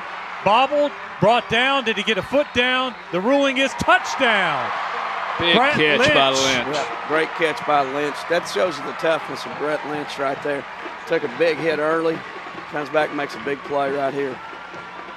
He took a shot on that catch too, but did a good job holding on to it. Hatcher with a little touch on this. The question was just, was he in bounds or not? Oh, he was. Yeah, definitely in bounds on the replay. He's got the ball. Great camera work, guys. Brett Lynch with the touchdown, his second one of the game, isn't it? Didn't Lynch have the first touchdown? Yes, his second touchdown of the game. So 21 touchdowns on the year for him, and PA is kicking an extra point. That's Hatcher out there. Good snap. And McClellan jumped off sides. That is something PA does all the time on their extra points, isn't it? They have you describe it, Coach. How did they draw teams off? They just, they'll call set or down or something, and everybody will put their hand down or put their hands on their knees, one of the two, and try to get them to jump. And a lot of people do it. It's kind of interesting because last year when we did this together, the official called it as being in motion against PA and actually moved the ball back. So now that'll move the ball half the distance to the goal. Then instead of being at the 3, it'll be about the 1.5. And PA takes the extra point unit group off, and now they're going to go for 2. Big conversion here, and also the ensuing kickoff is going to be a very important play because there's a lot of time left on this clock before half. And in the backfield with Hatcher is Isaiah Woods, the defensive lineman. Condense the set and give them a little bit more room to work with. Look for a sprint out here. That's Isaiah Woods stretching it out, reaching the ball across, and it's good. Kind of a heads-up play there for Woods. He was stopped, and he just kind of reached across his body and put the ball into the end zone. So the 2-point conversion gives Pulaski Academy a 16-point, a little bit closer. So it's 20-16. Little Rock McClellan leads it with 2 minutes, 58 seconds to go. We'll be back with the onside kick next. Pretend this watermelon represents your total internet bandwidth. Is there enough here for everyone in your household? Let's find out. 2 teenagers connect their phones to Snapchat and stream videos. Mom and Dad have phones connected too, plus a laptop computer. They all enjoy watching Netflix movies, sometimes while using these other devices. Oh, and did we mention the daily online gaming sessions? That's a big chunk. Sorry, all gone. Do you need more bandwidth? Try Fidelity's Bandwidth Analyzer to find out. Visit fidelitycommunications.com and click Internet to get started.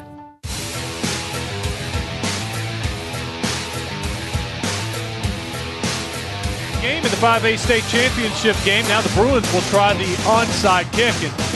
And it's funny, you mentioned they always kick towards the bench, and here it comes. Low line drive kick. They get a big hop in the air. It's on the ground, and PA recovers it. Wow. John David White. Are you kidding me?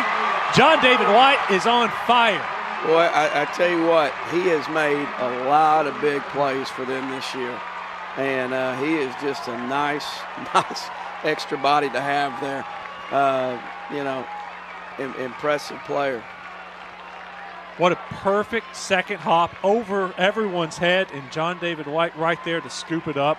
He had an interception that ended McClellan's last drive, 2 big receptions on PA's scoring drive, and now recovers the onside kick. And probably if Lair doesn't tip it, then it may go right into Cunningham's hands. Exactly. Bruins with the ball in the 45. 2 minutes, 53 seconds to go in the half. We have a flag on the play. Now, we talked about why they took the last time out was put a little gas in the gas tank and the whole bit. Ball start. Offense, 5-yard penalty, still first down. Talking about McClellan, why they took a little bit of time there. They did all that because of that one drive would have been huge, and they didn't get anything. And now here's PA, and really, to be honest with McClellan, looks kind of tired right now. Well, they were dejected. I was watching the sideline when PA recovered that, and they were just, you could tell they're just upset. They were mad. They have played a really good first half, and there's a chance they could be trailing at the half. And the Bruins defender was never down, was he? He landed on top of the defensive player, hops back up, picks up about 3 more yards. Braden Bratcher, the backup quarterback, I think he's going to wind up being a good quarterback for him in the years to come. Boy, a great run by him. And he just stays on his feet and keeps going. Great effort by Bratcher. Ball down at the 32-yard line. It's 1st and 10, PA. They're winding the clock. It's running 2 minutes, 37 seconds left in the half. There we go again. This time, Bratcher is met at the 30-yard line. Kind of a good play there from the McClellan defense to stop. That's your big number 71 again. Terrius Morgan. Man, he has made his presence known here. Morgan's making a name for himself tonight.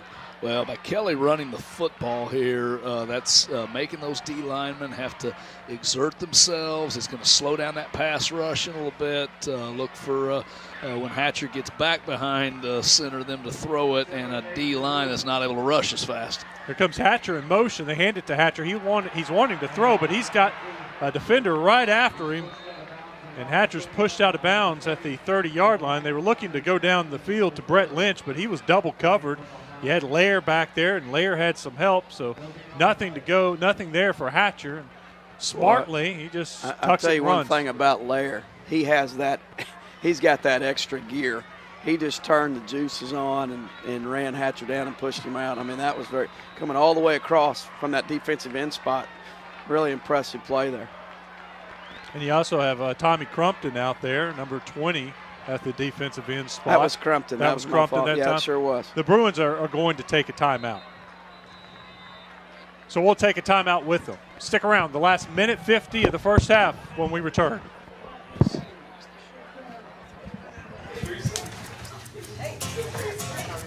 Bring home the best in local high school sports with Fidelity Local 6. Catch the players, the rivalries, and the fans that make game days electrifying in your hometown. Watch live broadcasts or on demand with Fido, the whole home DVR entertainment experience. It's the local coverage you want. Fidelity Local 6, the best in local high school sports coverage. God, you see that? Did you see that?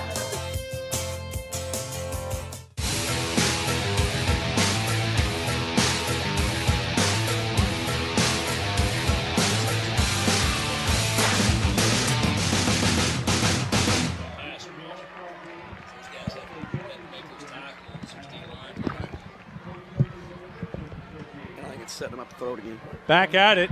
We were talking a little shop in between the break, talking about PA running the ball there, trying to wear out the McClellan defensive line, get them winded. And now Hatcher's back there at the court. No, he's in motion. Here comes Hatcher, rolling to his right, looking to throw the ball. And they're going to throw it back to Bratcher. But the speed of McClellan, I was about to say, chased him down, but Bratcher broke a tackle, gets the ball across the 20-yard line. He picks up a first down to the 18-yard line. They're moving the chain, so PA gets the first down.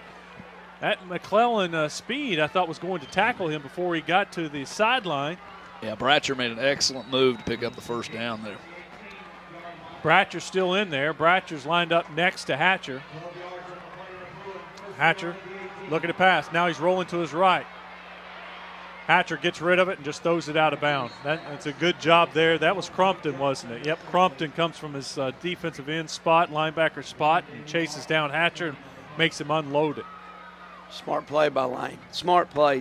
He knows he doesn't have anything. Don't take a sack. No reason for him to run it because he's got Crumpton running after him. Just throw it away and live for another day here. Bratcher out of the game now. You've got Hatcher lined up behind center. He's in the shotgun. 2 receivers to his right, 3 to the short side. Hatcher with time to throw. Hatcher kind of moves to his right, still looking, but he's brought down at about the 17-yard line.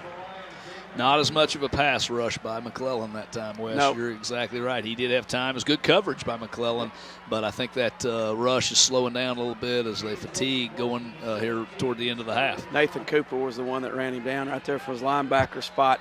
They've got to figure out a way to somehow make a play right here. I tell you what, give PA, they're primetime guys, have not made a lot of plays tonight. They've made some plays, but like John David White and Bratcher have come in here and helped them and kind of sparked them a little bit. Under a minute to go. Hatcher rolling to his left. Hatcher firing. Hatcher's incomplete. That'll set up 4th down and 9 with the ball on the 17-yard line. Rudley did a good job of being in that passing lane that time.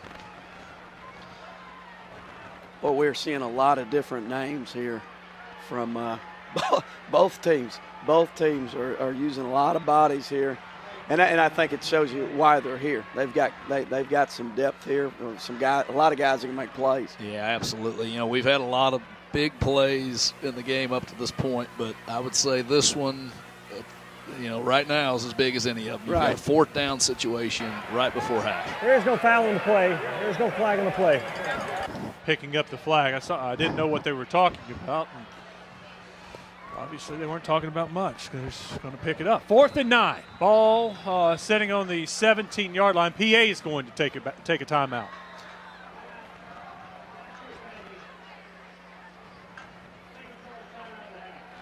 We'll take a break, too. Stick around. You're watching the Centennial Bank State Championship game brought to you by Fidelity Local 6 and Fearless Friday. Now my daughter plays a recorder, and we have to video her and then post that to her teacher as part of her homework. My kids have to have it. She's only in 4th grade. My other one's in high school, so of course she needs it. But I have so many siblings, and my nephews and my mother are there, and I can't be there. We can FaceTime, and I get to see all of them, and we get to talk, and it just makes it that much better for my mom. you have to have the internet to do just about anything. It's like a necessity. You have to have it.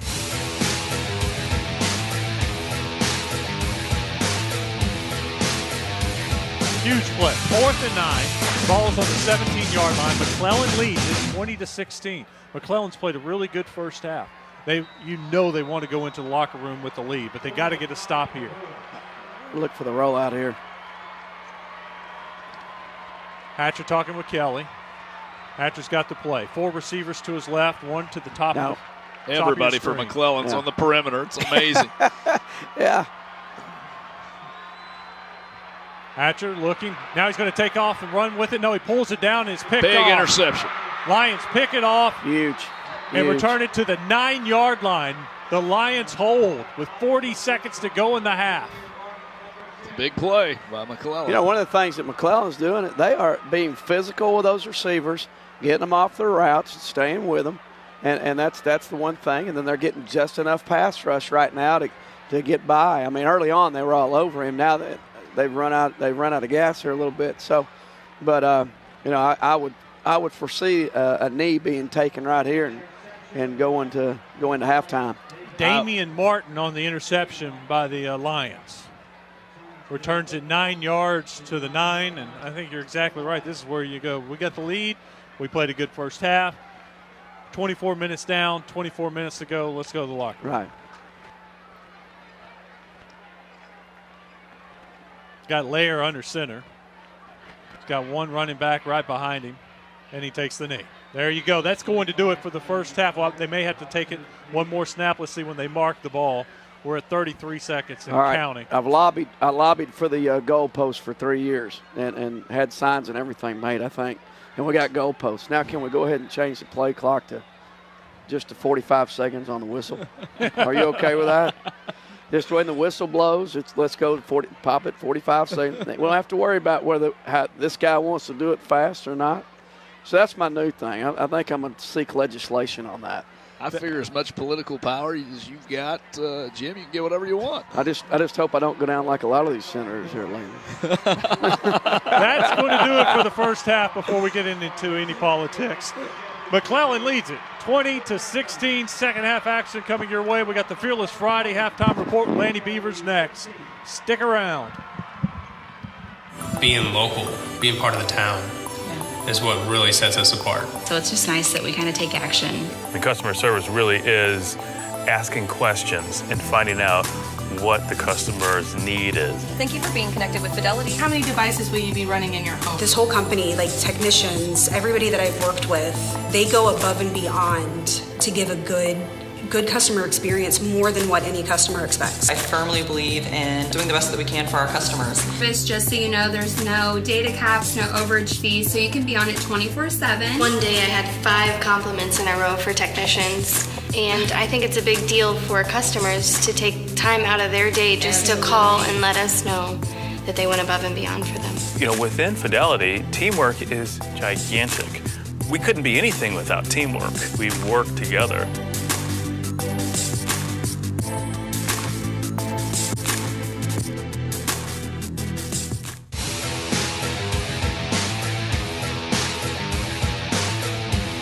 And welcome back. Our score at the half, Little Rock McClellan 20, Pulaski Academy 16. Lanny Beavers here, Fearless Friday. Joined with defensive coordinator of the Russellville Cyclones, Coach Todd Wood, and the former defensive coordinator of Pulaski Academy. Coach, you're very familiar with both these schools. Tell us what you saw there in this first half. Well, I was telling people before the game that I know Pulaski Academy and McClellan have played before this year, but you can throw all that stuff out. That doesn't really matter. It's a brand new ball game. A lot more is on the line for them. So this is exactly what, if I was still a Pulaski Academy coach, this is exactly what I was thinking was probably going to happen. Is you got McClellan coming out with a lot more enthusiasm and a lot more on the line, like I said, and probably giving a little bit more effort. And so this is a great ball game, and I expect another great half. We got to talk about McClellan. They just did a great job here in the first half. Coach Moody, just a phenomenal coach. He goes up, knocks off a win. Had some big wins all through the playoffs. Had to go on the road, which is difficult. You've had to do that before yourself. But he came in with a fantastic game plan. The way we've always said to beat PA, you got to get pressure on the quarterback, which they've done. They've taken advantage of the short fields, and they've scored when they needed to. Yeah, the key to beating Pulaski Academy is to do several things. You got to make sure that you limit their possessions, which means you can't turn over the ball, which means you can't give up onside kicks, which Pulaski Academy got one tonight. You got to maintain possession of that ball, which McClellan has done. You got to do a little bit of that power game, which McClellan showed early on, really powering off the offensive tackle side. You've got to make sure that you cover all the bases when it comes to putting pressure on the quarterback. Right now, it looks like McClellan's putting pressure on the quarterback with a 4-front and throwing in maybe a 1 or 2 man blitz on top of it and putting some man coverage over the top. And so far, everything's working out really well for them. Yeah, Pulaski Academy, powerhouse, no doubt about it. They're not used to being behind. Maybe Highland Park last year. Last time they were maybe possibly behind at half. I don't remember. I know you will. No, they weren't. Okay. We weren't. We were actually ahead pretty well the last time we played them. Now the year before we played them in 2014. Right. We were down to them. But PA's generally not behind at the half. The last time we were down at the half was against Wynn 2 years ago at Wynn. Yeah. Basically, it was almost the same situation. I think we were down 20 to 8 or 20 to 6 or something like that. And Pulaski Academy came out in the second half, and I think we got a fumble, we scored, we got 2 onside quicks back-to-back, scored 3 touchdowns within, I think, about 3.5 minutes, and all of a sudden we were ahead in the game, and that was pretty much the story of the game. Let's talk about McClellan, though. You got to give them a lot of credit. They get up 2 scores early. I think it's 14-0. They score, they get a 2-point conversion, 8-0. They score again. They miss a 2-point conversion. It's 14-0 on PA, and they're doing everything correct. They're stopping PA. PA does cut the lead 14-7. However, McClellan goes back and gets another score to get up 20-7 before PA gets another touchdown. But everything in the first half has got to be perfectly scripted, and Coach Moody's got to be extremely happy with this first half. And I'll say this, Pulaski Academy coaches have a ton of respect for Coach Moody and his staff. They do a fantastic job, as everybody knows. Does a great job with that team and has been for the last several years. Very well prepared tonight. Came out with a great game plan, has stuck to that game plan, has executed it probably as best you could probably execute it, and the tail is on the scoreboard right now. But I think, as we were talking a little bit about on radio, was I think you saw in those last 2 possessions by Pulaski Academy, you saw a little bit of the wearing down of the spread game, the speed of the game for Pulaski Academy, and that is the rush by the front 4 by McClellan. The linebacker blitzes were a little bit slower, a little bit not as much of a rush from that first quarter, that second quarter. So I think that's kind of what we will see towards the second half, as we'll see an adjustment where that PA will probably come out and probably speed things up a little bit more. Absolutely. We'll have a lot more to talk about. We'll talk about the adjustments we expect between both teams. You're watching the Little Rock McClellan 20 over Pulaski Academy 16 at the half on Fidelity Local 6. Being local, being part of the town is what really sets us apart. So it's just nice that we kind of take action, you know. And customer service really is asking questions and finding out what the customer's need is. This whole company, like technicians, everybody that I've worked with, they go above and beyond to give a good customer experience, more than what any customer expects. And it's nice. Hi, my name is Greg Hatcher with the Hatcher Agency, and I've always believed in kids' sports, high school sports, college sports. Played them all the way through. I've hired so many high school and college athletes, and just think that kids learn 98% of everything they need to know for the business world. They can learn from their coaches, from their teammates on the sports field. Whether it's the Mighty Bluebirds or high school sports, I've always enjoyed supporting that. And we want to wish both teams today the very best of luck in today's state championship game. But we are a little partial to one team. Go Reds! Are your devices playing tug of war with limited bandwidth? Competing for an uninterrupted flow of video, music, games, Snapchats, and online shopping? Get more bandwidth, more capacity, and cover all of your devices.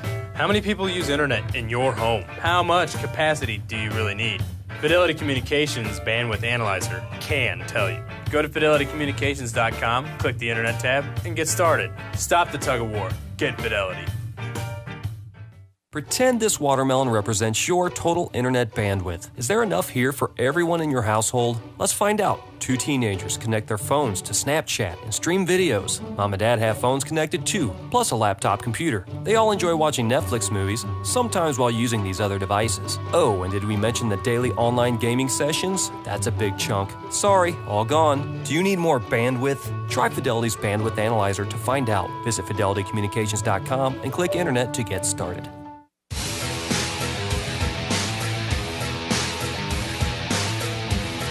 And welcome back. Our scores, you can see, Pulaski Academy trailing Little Rock McClellan 20-16. Lanny Beavers here, joined with defensive coordinator Todd Wood of Russellville. I want to say a special shout out to Jeff Weaver for correcting me on my Highland Park error. I certainly appreciate Coach Weaver tuning in and watching this exciting 5A state championship game. Well, I'm used to him correcting me quite a bit nowadays, so I'm in the same boat with you.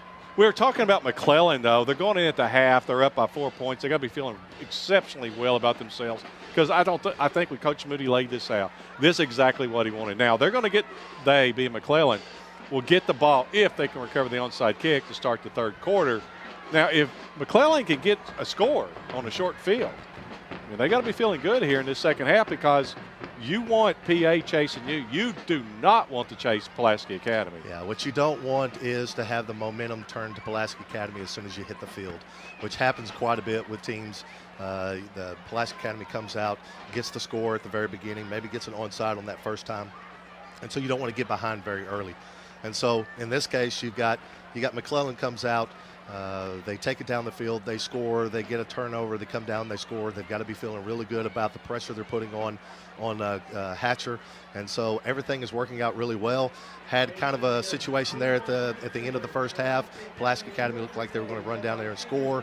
They stopped them, got the interception, so it turned the momentum around for them again. They're about to get the ball to start the second half, and so I don't think if you ask Coach Moody, other than getting a complete shutout, I don't think you could ask Coach Moody to say, is this any other way that you'd want it to go? I think he'd agree that this is a great start. Let me ask you this, Coach. You're up on PA right now by 4. If you can recover, it's a big if. If you can cover the onside kick to start the third quarter, what are you telling your team right now? Because you're right. They got gassed a little bit on defense. You got to keep their heads in it. You got to keep them ready. But what are you telling your team right now at the half? What you're telling them is you're reinforcing what they've just done. What you're doing is you're telling them, guys, we can play with them, and not just play with them, we can beat them. We're ahead after the first half. We can go back there, establish the run again, get our win back again, and let's get out there and let's put it to them again, and let's show them that we're establishing the game ourselves by our own momentum. And so what you do is you tell them, we've done a great job for 24 minutes. We got 24 more. Let's go out and do it again. And we get a state title. Let's look at some stats coming up right here as we look at it. The first downs, Pulaski Academy 12, McClellan 6. Rushing yards, well, he's kind of expected, but you kind of thought McClellan would have had more than 64 yards, PA with 20. Passing yards, well, that's obviously going to be PA, 205 to 26. Go ahead, Coach. Yeah, total offense, you're looking at McClellan 90 yards compared to Pulaski Academy's 225. It's a short field, but again, though. That's a short field. Pulaski Academy turned it over a couple of times very early in the ball game inside of their own 20-yard line. So McClellan really hadn't had to have much offense to be able to score. So that's why you're going to see such a lopsided stat in that situation. Yeah, let's talk about some team individual stats also here. When you talk about Pulaski Academy, you're always talking about the Lane Hatcher just does a very good job there. Yeah. And he struggled a little bit. He's been under a lot of pressure. He's been intercepted twice, but he's also thrown 2 touchdowns. Yeah, I think early on that McClellan established they were going to put pressure on him.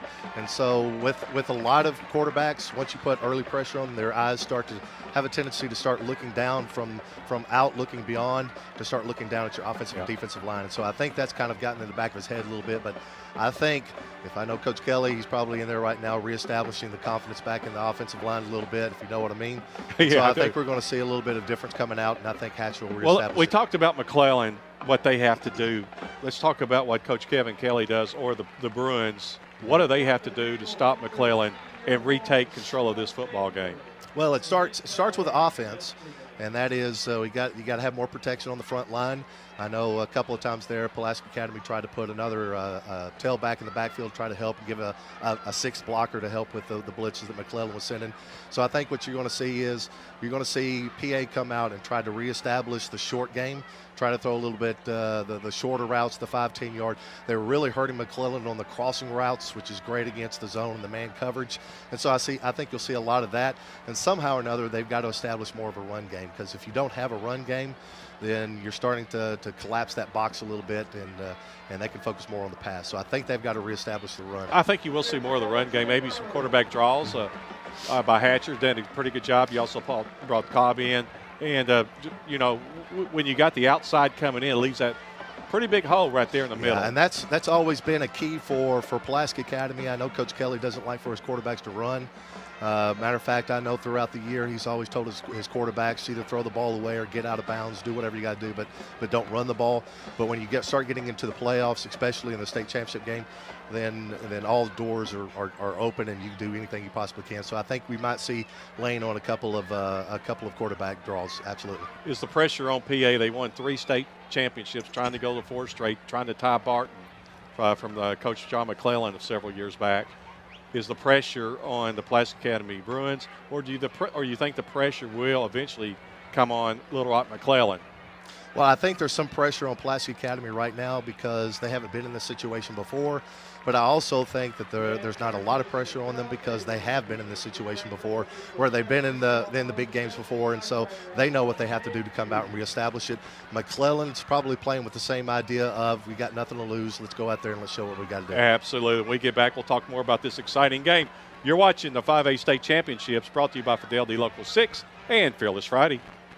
Being local, being part of the town, is what really sets us apart. So it's just nice that we kind of take action. The customer service really is asking questions and finding out what the customer's need is. Thank you for being connected with Fidelity. How many devices will you be running in your home? This whole company, like technicians, everybody that I've worked with, they go above and beyond to give a good customer experience, more than what any customer expects. I firmly believe in doing the best that we can for our customers. Just so you know, there's no data caps, no overage fees, so you can be on it 24/7. One day I had 5 compliments in a row for technicians, and I think it's a big deal for customers to take time out of their day just to call and let us know that they went above and beyond for them. You know, within Fidelity, teamwork is gigantic. We couldn't be anything without teamwork. We work together.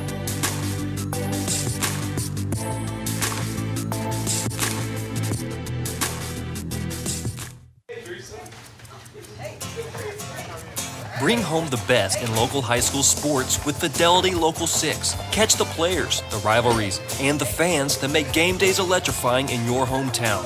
Watch live broadcasts or on demand with Fido, the whole home DVR entertainment experience. It's the local coverage you want. Fidelity Local 6, the best in local high school sports coverage. God, you see that? Did you see that? Now my daughter plays a recorder, and we have to video her and then post that to her teacher as part of her homework. My kids have to have it. She's only in 4th grade. My other one's in high school, so of course she needs it. But I have so many siblings, and my nephews and my mother are there, and I can't be there. We can FaceTime, and I get to see all of them, and we get to talk, and it just makes it that much better for my mom. you have to have the internet to do just about anything. It's like a necessity. You have to have it.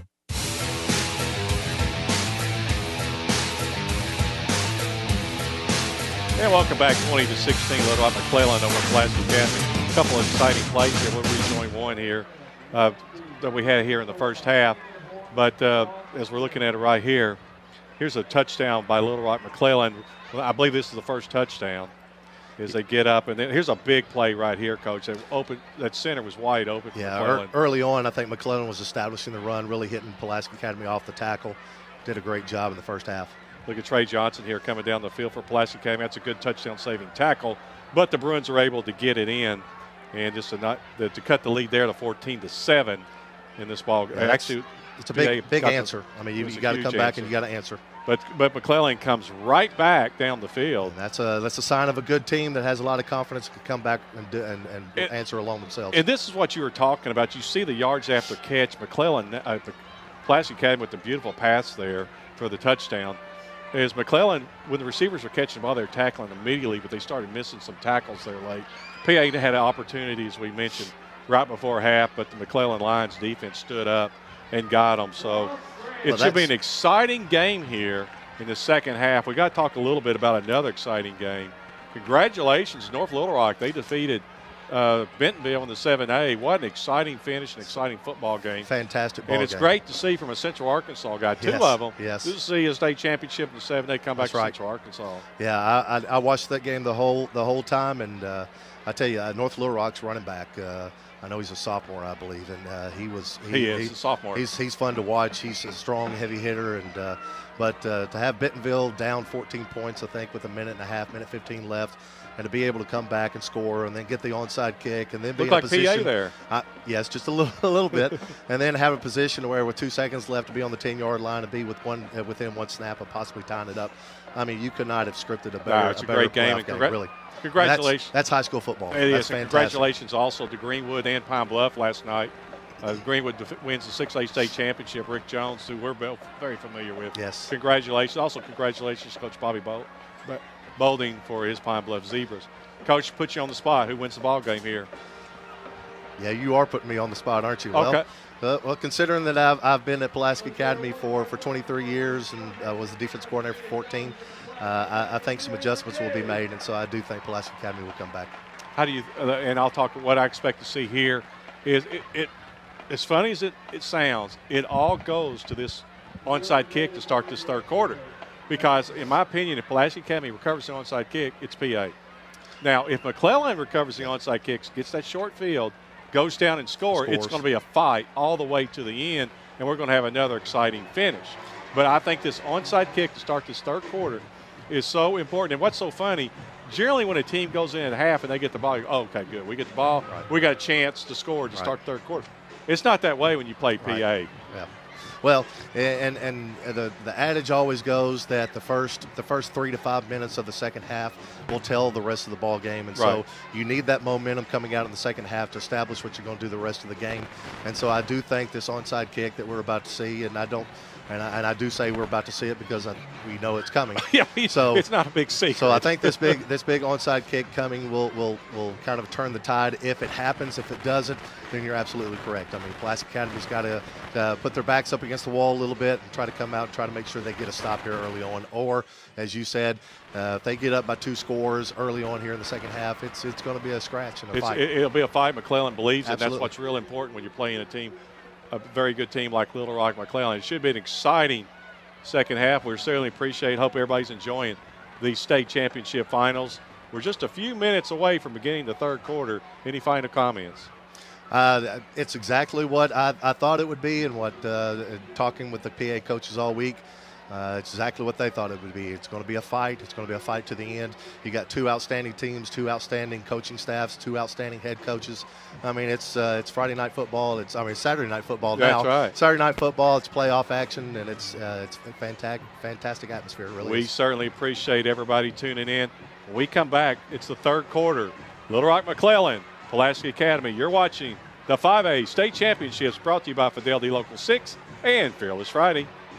Being local, being part of the town, is what really sets us apart. So it's just nice that we kind of take action, you know.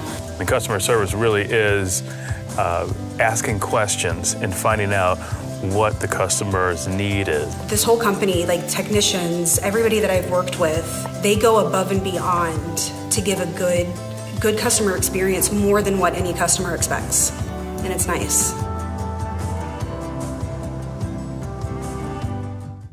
Hi, my name is Greg Hatcher with the Hatcher Agency, and I've always believed in kids' sports, high school sports, college sports. Played them all the way through. I've hired so many high school and college athletes, and just think that kids learn 98% of everything they need to know for the business world. They can learn from their coaches, from their teammates on the sports field. Whether it's the Mighty Bluebirds or high school sports, I've always enjoyed supporting that. And we want to wish both teams today the very best of luck in today's state championship game. But we are a little partial to one team. Go Reds! Are your devices playing tug of war with limited bandwidth, competing for an uninterrupted flow of video, music, games, Snapchats, and online shopping? Get more bandwidth, more capacity to cover all of your devices. How many people use internet in your home? How much capacity do you really need? Fidelity Communications Bandwidth Analyzer can tell you. Go to fidelitycommunications.com, click the internet tab, and get started. Stop the tug of war. Get Fidelity. Pretend this watermelon represents your total internet bandwidth. Is there enough here for everyone in your household? Let's find out. 2 teenagers connect their phones to Snapchat and stream videos. Mom and Dad have phones connected too, plus a laptop computer. They all enjoy watching Netflix movies, sometimes while using these other devices. Oh, and did we mention the daily online gaming sessions? That's a big chunk. Sorry, all gone. Do you need more bandwidth? Try Fidelity's Bandwidth Analyzer to find out. Visit fidelitycommunications.com and click Internet to get started.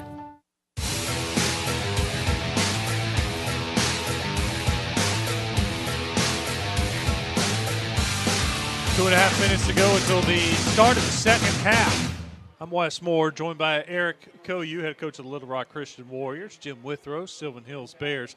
Bruins just returning to the field. They're jogging up and down the sideline. You got the Lions stretching out in the other corner of the end zone.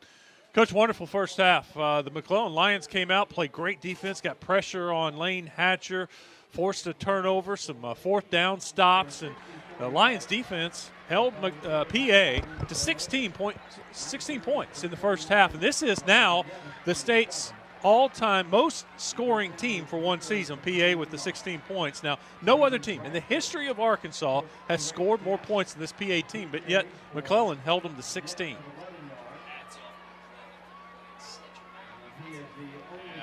PA has such a prolific offense. They've got great pass protection of those offensive linemen, and those a lot of guys going on to play at the next level all over that offense, both receivers, linemen, quarterback. And so you're exactly right, Wes. McClellan's done a great job holding them to 16 points. You're right. You've got to take possessions away either by stops or turnovers. They've done a little of both, and so that's been important. The onside kick, though, was costly, and we're getting ready to start off with another kick, and so we're going to see if McClellan can recover that or not.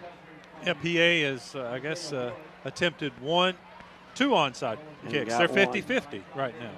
That bout got the other one. We had a big conference about the first one. Yeah, we keep saying this, but we're going to keep saying this every time another one comes up. This onside kick is going to be the biggest play of the game so far, no doubt. Yeah, absolutely. If McClellan can recover this kick and, go down the field and score, that would be a huge boost for them. Now, they did kind of end the half with a little momentum, getting that big fourth down stop near the goal line. Exactly. So that was important. And rest, I'm sure, was very important for McClellan. But stopping this PA offense for 4 quarters is a daunting task. One thing that me and Wes talked about on radio a minute ago was is going to be how you manage your personnel here in the second half so they're fresh for the end. And I think that's going to be the biggest key of this whole thing. A lot of people don't understand. It is tough to manage those guys, especially when you're playing somebody like Pulaski Academy that is going to score a lot of points and really puts pressure on you with their defense. It's tough, and you've got to find ways to steal downs and maybe even steal a series or two. Well, at times you think PA just sends some guys deep, just say, just wear out Lair a little bit. Maybe this takes effect in the fourth quarter. Here we go. Both exactly right. 12 minutes to go in the third quarter, 12 minutes to go in the fourth quarter. 24 minutes, great football action. Lane Hatcher with the kickoff, and he was trying to get it to himself, and he stumbled, or I think Hatcher would have had it. He would have. That's the thing. You've got to cover everything, and you've got to move. You can't just stand there and look. And they left a huge gap right there, and Hatcher took advantage of it. Something they probably saw on the first two. Oh. Well designed by PA because, you want to match your players with their players, and there was a big gap in the middle. Tommy Crumpton recovered the onside kick, but you can see if Hatcher doesn't stumble, I think he has it. Absolutely. And it's one of those things, too, that, they got to break. They just got a break, and maybe that's the break that really helps them here a little bit. But I tell you what, smart move by Hatcher and smart call by the special teams coach on that right there because that was wide open. So the Lions will take over, 1st and 10 at the 50-yard line. Lair in at quarterback. Tyrese Lair taking the majority of the snaps at quarterback. Hands it off up the middle, and there's some room to run. Breaks it to the outside. He may be gone. 50 yards on the first play. Touchdown, Lions out of the locker room with 2 big plays. Yeah, Campbell took it to the house. Great blocking by McClellan's offensive line. I was just sitting there looking at PA having 9 guys in the box thinking, wow, they've got them outnumbered there. But with the burst through and the good blocking, there was nobody left deep to make that tackle then. One missed tackle. It looked like they had Campbell stopped for a short gain, but he broke through that tackle, cut it outside, and there was nobody left. We have talked about Crumpton playing defensive end. He got a nice block out there to seal a linebacker, bumped one, sprung him, and then came back down and got the safety too as well. And, great play by Crumpton here. Lions going for 2. They're up 26-16. Lair hands it off up the middle, and they get in. 2-point conversion is good.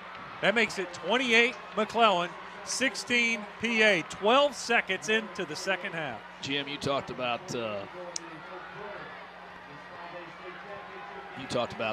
saving players. One difference in our game against McClellan is Crumpton played offensively the whole first half, and I think that wore him out. He was toting the mail quite a bit at fullback there for them when they played against us. And there's no doubt he's one of the better players in our conference. We'll take a quick break. Back with more second half action.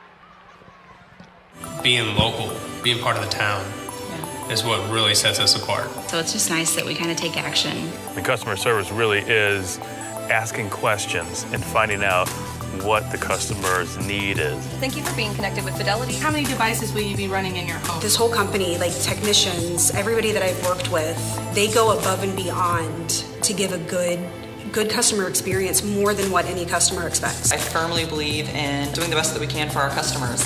Just so you know, there's no data caps, no overage fees, so you can be on it 24/7. One day I had 5 compliments in a row for technicians, and I think it's a big deal for customers to take time out of their day just to call and let us know that they went above and beyond for them. You know, within Fidelity, teamwork is gigantic. We couldn't be anything without teamwork. We work together.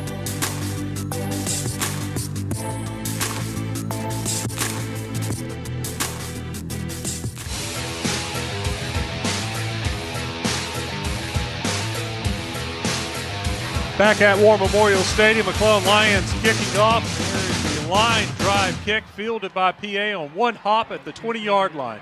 Pulaski Academy gets it out to about the 33-yard line. I've noticed one thing with these PA kick returners. They're catching it and heading straight to the sideline. They're not trying to cut it up. Is that more of Kevin Kelly? Let's don't get any penalties here. Just catch the ball, run out of bounds. Let's get the offense on the field. I don't know. That's tough to say. I mean, I could see either way, couldn't you? Yeah, McClellan's very fast on that kickoff coverage team, and I think certainly don't want any turnovers and penalties, which they got earlier on a kickoff return, put them in a bad starting position. So McClellan's kicking off a little differently than when they played us, so that is something Kevin's seen on film, and he's got a plan for everything. I do believe that. Lane Hatcher in the shotgun, and he's going to hand it off. Goes to Jaden Kelly, and Kelly's brought down from behind. No gain on the play. Big Tommy Crumpton rolling through there, coming off the edge and pulling him down. Very nice play by Crumpton. Very noticeable how much energy and well-rested McClellan seems just coming right out of the half. I think that half really rested them because the end of the second quarter they did look like fatigue was getting to them. Hatcher in the shotgun, 2 receivers to his left, 3 to his right, under pressure, firing across the middle. He's got Trey Johnson wide open. Johnson to the 30, the 20, the 10. Touchdown, Trey Johnson. 2 touchdowns in less than a minute. Buckle up, people. Hold on. Well, they brought the house, and it was cover 0 back there, and safety just did not get over to it. And Trey Johnson showed a little speed there. I think that was Tyrese Lair chasing him down, and Trey Johnson's very was fast. able to do it. And, it makes huge plays. And while reviewing film on PA, that's one thing before our game, I realized when teams pressured, Hatcher did a great job of hitting deep routes, and they just gash you when you're lined up playing 0 and bringing a lot of gas. Right. PA lined up for an extra point. Watch the shift. McClellan does not jump. Snap, hold, kick. It's good. So PA kicks the extra point. It's Hatcher. Makes it 28-23. More action coming up. It's the 5A state championship game. Bring home the best in local high school sports with Fidelity Local 6. Catch the players, the rivalries, and the fans that make game days electrifying in your hometown. Watch live broadcasts or on demand with Fido, the whole home DVR entertainment experience. It's the local coverage you want. Fidelity Local 6, the best in local high school sports coverage. God, you see that? Did you see that?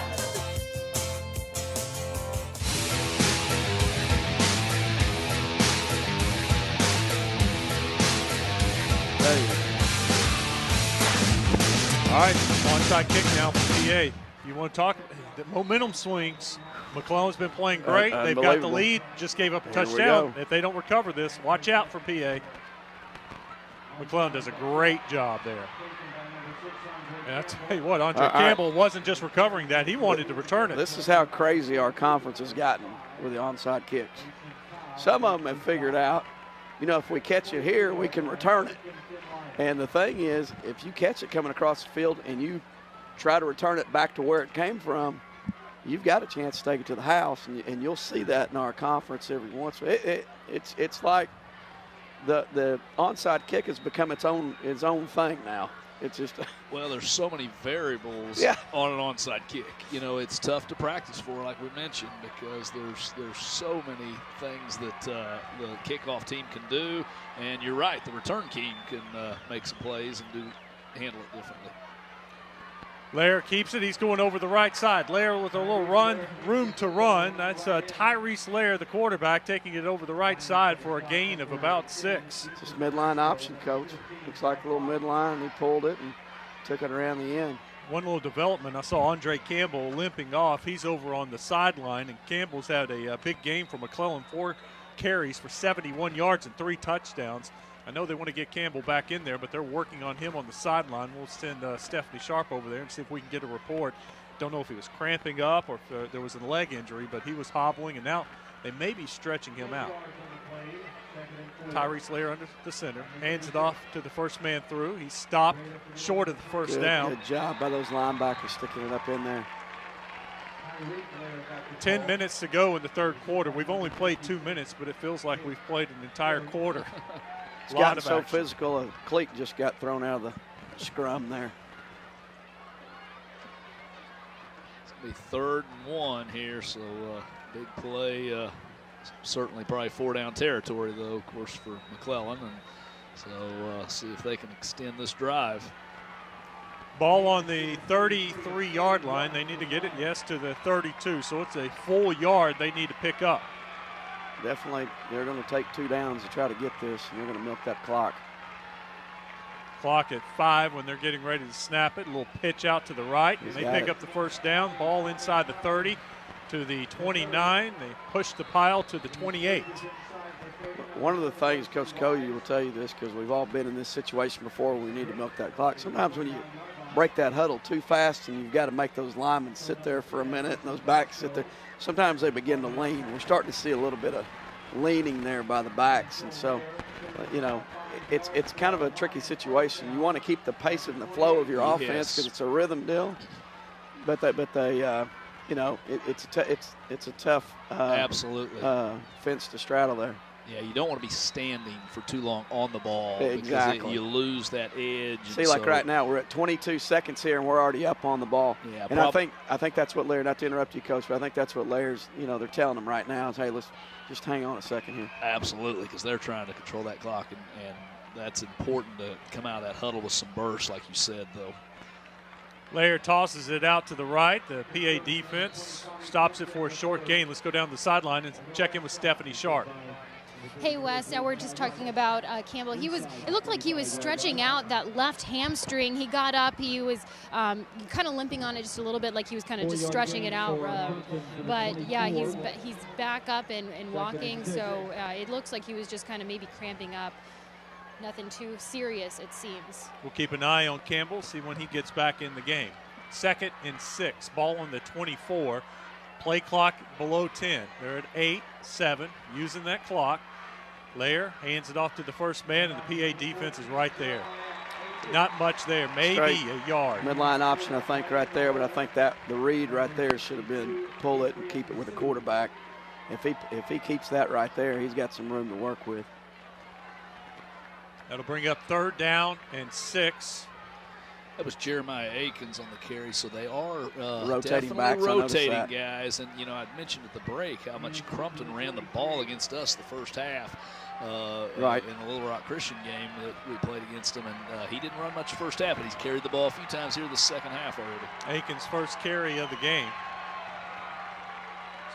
Play clock at 8. Lair looking to pass. Throwing it deep. Caught. Touchdown, McClellan. And there's Crumpton. That first half wasn't targeted a lot offensively, but now this third quarter, they've run him a few times and right out of the backfield. I felt like Crumpton was one of the better players in our conference all year, too. Well, he's so big and fast. Exactly. Crumpton went up, picked it out of the air, and strolls into the end zone. Very nice adjustment to it. PA defender kind of overran the play a little bit, and Crumpton comes back to the ball, high points it, and walks into the end zone. So McClellan up 34-23. They'll go for 2 here and try to make it a 13-point game. Tommy's 6'1", 200 pounds, and fast. So, that's tough to deal with. Yeah, exactly. For a defender. A nice little formation here. Lair going to his right. He's got a lot of blockers in front of him. Lair dives into the end zone. 2-point conversion is good. McClellan leads it 36-23, 7.5 minutes to go in the third quarter. You're watching the Centennial Bank State Championship games brought to you by Fearless Friday and Fidelity Local 6. Now my daughter plays a recorder, and we have to video her and then post that to her teacher as part of her homework. My kids have to have it. She's only in 4th grade. My other one's in high school, so of course she needs it. But I have so many siblings, and my nephews and my mother are there, and I can't be there. We can FaceTime, and I get to see all of them, and we get to talk, and it just makes it that much better for my mom. you have to have the internet to do just about anything. It's like a necessity. You have to have it.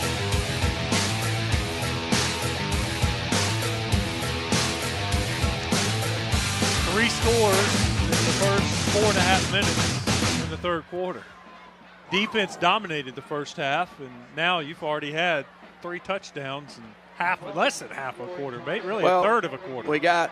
I think McClellan just came out and kind of hit the perfect play coming right out of the chute, and he made it. And they make a good play and go score, and then PA, just made a great play on theirs as well. And so, but then finally, McClellan comes out and they get a nice little 4-minute drive to eat some clock. Lions field the punt or the kick at the 20-yard line. And Wes, you're exactly right. And same as you said, Coach Cody. I think they're trying to get as much yards as they can, get out of bounds, because they don't want penalties or anything. They just want the ball back. I tell you what, that time they had a hole. One of the McClellan defenders running down got out of his lane, and they got a block. And I saw a lane that he could run up the field. He didn't want any part of it. He just ran right out of bounds. Well, Jim, you've mentioned how many onside kicks in our conference, and I've got some great returns, but who has time to work on them with the threat of onside kicks? So another problem you've got fielding those deep is you got PA's got all those guys up expecting maybe a surprise onside. Right. So there's not really a chance to block. Hatcher in shotgun. Hatcher rolls to his right, has some room to run. He tucks it, picks up about 4 yards on first down. Actually picks up 5. Second down and 5. One of the issues you get into when you start bringing in the faster guys for a team like PA, guys that haven't played defensive end for a while, they will run themselves out of the lanes, and that's exactly what Crumpton did right there. Right tackle did a good job getting his hands on him, pushed him out.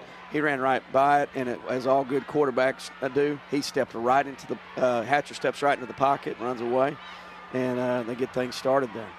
Ball on the 35-yard line. Hatcher looking to pass. He's throwing it deep. Has a receiver there. The catch is made inside the 35-yard line. John David White, man. John David White playing a heck of a game, man.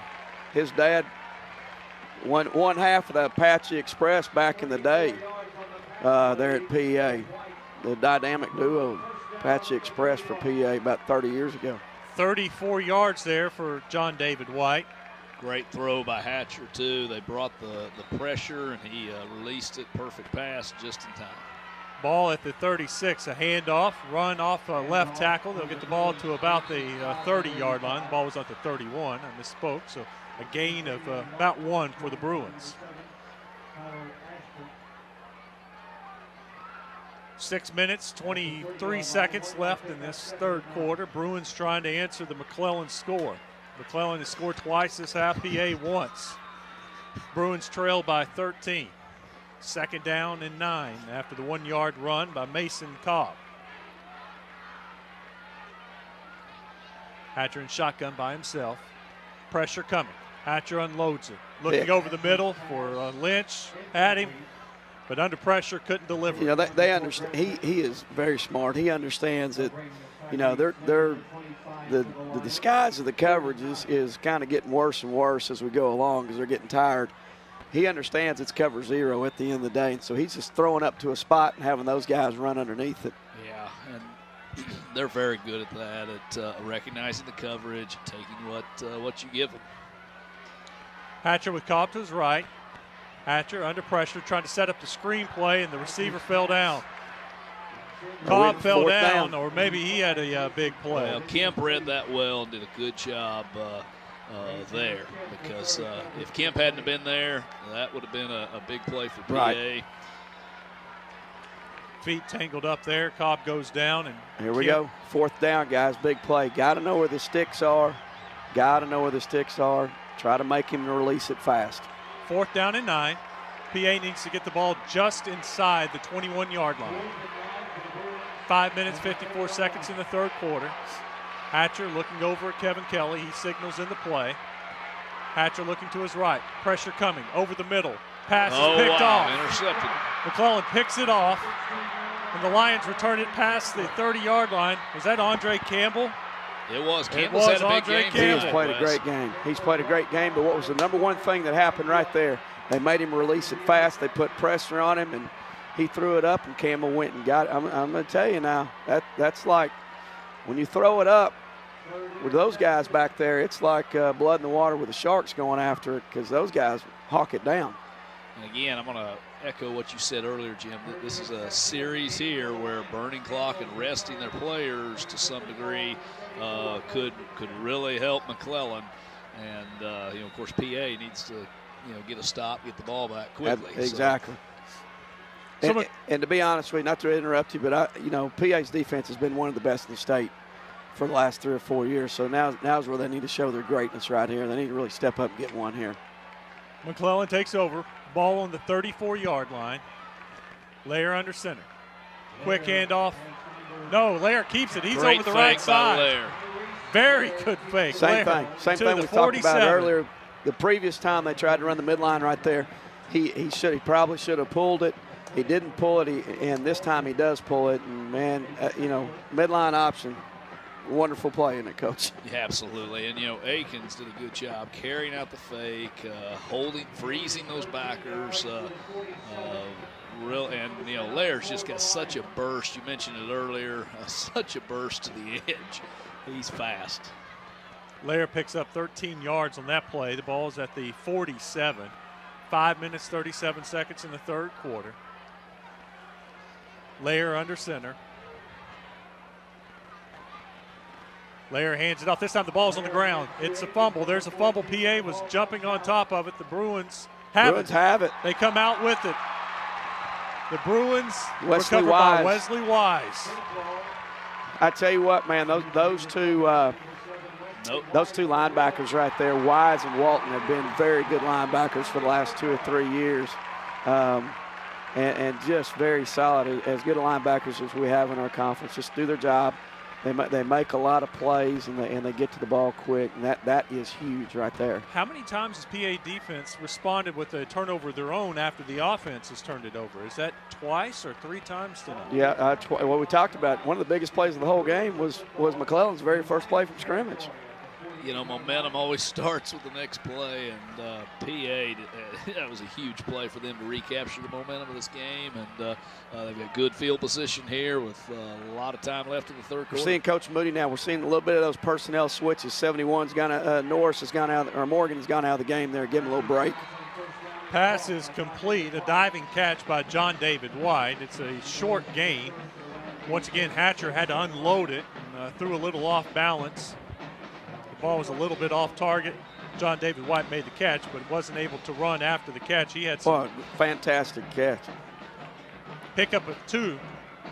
2nd down and 8. Clock ticking. 5 minutes to go in the third quarter. Hatcher has running back to his right. Hatcher looking to pass. Steps up in the pocket. He'll throw it to the running back out. There's a flag on the play. Interesting to see what this is right here. Kind of in that territory, maybe holding. McClellan saying pushing off. May have been offensive pass interference. I think Hatcher's talking like it's defensive pass interference. I think it's going to be defensive here. Yeah. Yeah, thrown from the side there, I would think it was a defensive penalty. Prior to the pass, holding, defense. That's a 10-yard penalty from the previous spot. Enough yardage for a first down. Tell you what, not a whole lot of penalties in this game. I'm looking at it now. 2 penalties on McClellan for 17 yards, 2 penalties, 15 yards for Pulaski Academy. They're letting them play, and that's a sign of a good crew. I got on them a little bit there early, but this is a good crew. They're letting them play, and that's the way it ought to be in this game. Just the 3rd penalty now on McClellan, so 5 total penalties in the game. Hatcher's out. Look at Hatcher out at the wing. So you got the backup quarterback taking the snap. Here comes Hatcher. Hatcher fumbles the ball. Oh, man. But Hatcher falls on it and recovers it for Pulaski Academy. Braden Bratcher was back there taking the snap. Right. They're talking now about it and what happened, but Hatcher did a good job getting on that football. It's not really good mesh point right there. There wasn't a mesh point, and he kind of almost threw it to him right there, it looked like. Smart play by Hatcher. If he spends any time trying to make something out of that, they lose that football. He just got on the ball immediately. Hatcher rolls to his left. Looking down the field, pressure coming. He's hit, but it's caught. Wow. The duck is caught. That's Lynch. And Lynch has got room to run to the 20, 15, out of bounds at the 12. Hatcher's down, but he's trying to shake it off. He's coming. That shows his toughness right there. He took a pretty good shot, and he was wide open. He was throwing that ball. Really good field awareness by Lynch, because that was not where he was targeting. No. And he was just aware, good vision, makes something out of nothing there. That was Crumpton right there that got the shot in there on Hatcher. So the Bruins get the first down. The ball at the 12-yard line. 4 minutes, 8 seconds to go in the third quarter. They trail by 13, trying to make it a one-possession game. 4 receivers lined up to the right. Here comes Bratcher in motion. Hatcher, quick toss. Got blockers in front. Good move by Lynch. That's coming back. A penalty. I'll tell you what, though. Boy, Lynch is another one showing how tough he is, because he was hurt the first half. And you could tell he was hurt, and he's probably looks like he's a little stung right there. That shows you how tough he is and what a great receiver he is as well. Well, that broken play that he just picked up was huge. 20, 30 yards. I don't know the total. I mean, it was absolutely a 32 huge yards. 32-yard play on a broken play. Holding Huge. Offense. That's a 10-yard foul from the spot of the foul. It's still first down. So they were at the 12. They'll back it up after the gain. The holding was down the field. They'll push them back to the 16-yard line. PA can still pick up a first down inside the 3-yard line. So it's first down, still to go. Ball on about the 15. Hatcher with the shovel pass to Trey Johnson. What Trey Johnson is brought down to the backfield. Kemp. Kemp play. Has made plays on that counter, all night. Now, and I'll tell you, don't be surprised if they come back and try to give him some kind of influence right there, and Hatcher keeps it now. Yeah, try to keep it off of him. But what a play by, we were talking, that was Trey Johnson. That's a big-time player. I was just sitting there thinking, what a great call by Kelly, because the last few times they've been running that counter play, it's been caught by Kemp from behind, and he goes with Johnson, who's very fast, and he still catches it.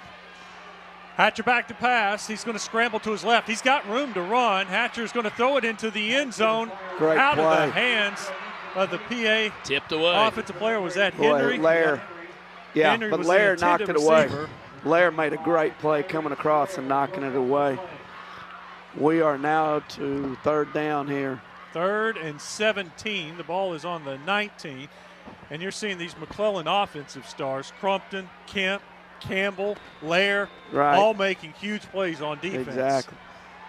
Well, they're still trying to disguise the cover zero, and they're doing a good job with it. They're backed up a little bit here now. Going to try to throw it back. He's got a receiver open, Good but play. a great tackle from Lair in the open field. Again, they're going to call that. They're going to call that incomplete. Incomplete. We're going to have a 4th and 17. Interesting. I thought he caught that. I did too. We are a long ways up at the must have been juggling it as he was, because he ran with it for a couple of steps. So we'll have a big 4th down play. 4th and 17. Huge play right here, guys. What are you going to run here, Coach? You going to go some cover 2, or are you going to go some They're about to call timeout. 0 and come after it? What are we going to do here? They may call. I saw them run for the water all my bottles. predictions tonight have been wrong on both sides of the ball. So I think just watching looks like you've got to make a little bit of confusion early on both sides of the ball. Oh, we got a timeout. Got for timeout, PA. and it saved McClellan 5 yards. Well, McClellan, the play clock was up. I got you. And McClellan did a good job, No, just like those guys on Sunday, the NFL guys. They watch that play clock, and if it gets 1-0, they come. Very and smart. McClellan did a good job, and they were bringing the pressure there. And when that play clock went to 0, they came. We'll take a break with them. You're watching the Centennial Bank State Championship game.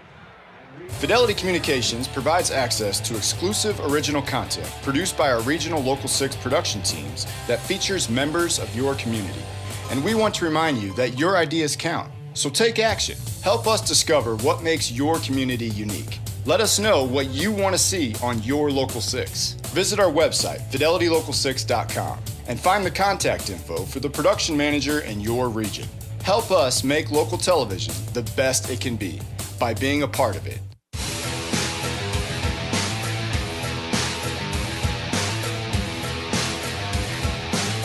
Pulaski Academy facing a big 4th down play.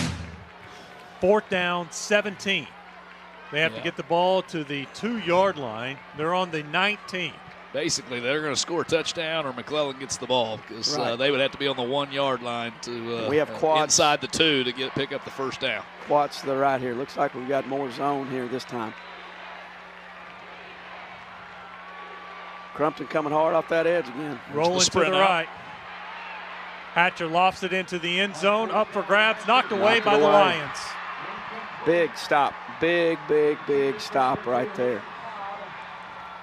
So PA's defense gets the big fumble recovery, but the offense isn't able to cash it in for some points. And is that big number 6 making another play for McClellan? Andre Campbell tipping it away, knocking it through the end zone. I'll tell you, they've done a great job, and they've put themselves in a great position here. But they're going to have to score another touchdown or 2. Absolutely. I mean, I would say at least 2 more. PA can score, as we've seen, on any place, anywhere, anytime, and can score, 20 points in a quarter easy. Right. So, they're going to have to burn clock and score points. You're right. And, Hatcher had a couple guys there open, but they were on about the 5-7 yard line. And, chances are they probably don't get the first or the touchdown when he throws it to them. So got to get the play off here, and they're going to have to burn a timeout. The Lions do. They'll take a timeout.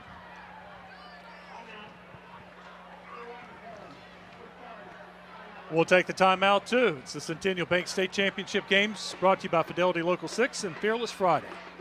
Being local, being part of the town is what really sets us apart. So it's just nice that we kind of take action. The customer service really is asking questions and finding out what the customer's need is. Thank you for being connected with Fidelity. How many devices will you be running in your home? This whole company, like technicians, everybody that I've worked with, they go above and beyond to give a good customer experience, more than what any customer expects. I firmly believe in doing the best that we can for our customers. Just so you know, there's no data caps, no overage fees, so you can be on it 24/7. One day I had 5 compliments in a row for technicians, and I think it's a big deal for customers to take time out of their day just to call and let us know that they went above and beyond for them. Within Fidelity, teamwork is gigantic. We couldn't be anything without teamwork. We work together.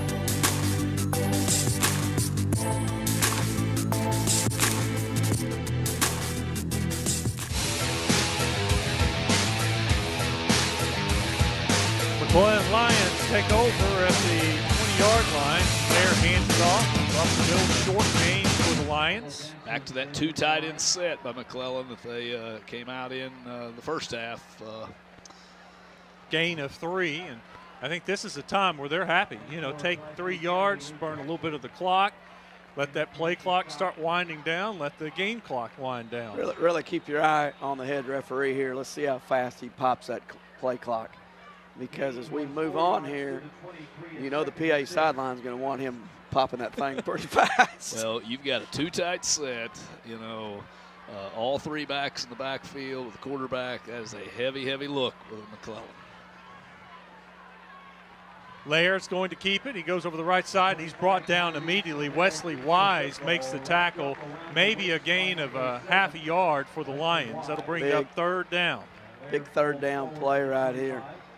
This is huge. They get this right here. They can take it into the quarter. Tommy Crumpton into the game, too. Yeah. You think we see their single wing right here, maybe? Hadn't seen it all night.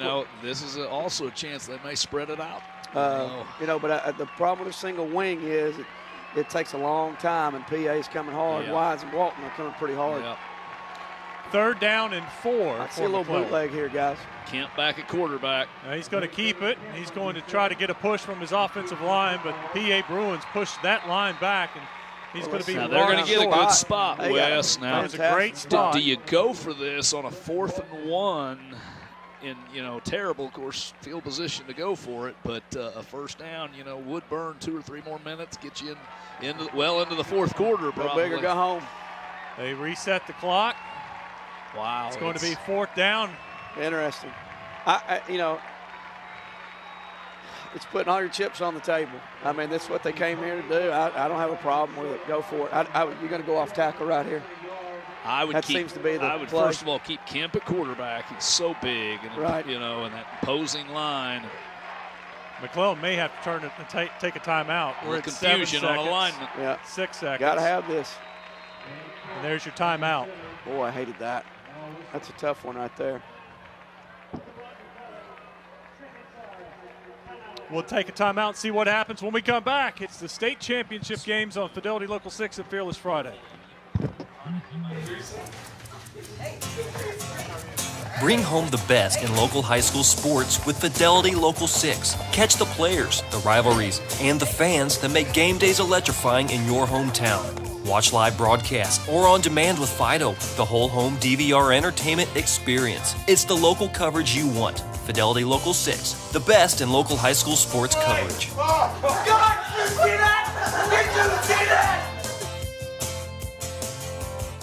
Now my daughter plays a recorder, and we have to video her and then post that to her teacher as part of her homework.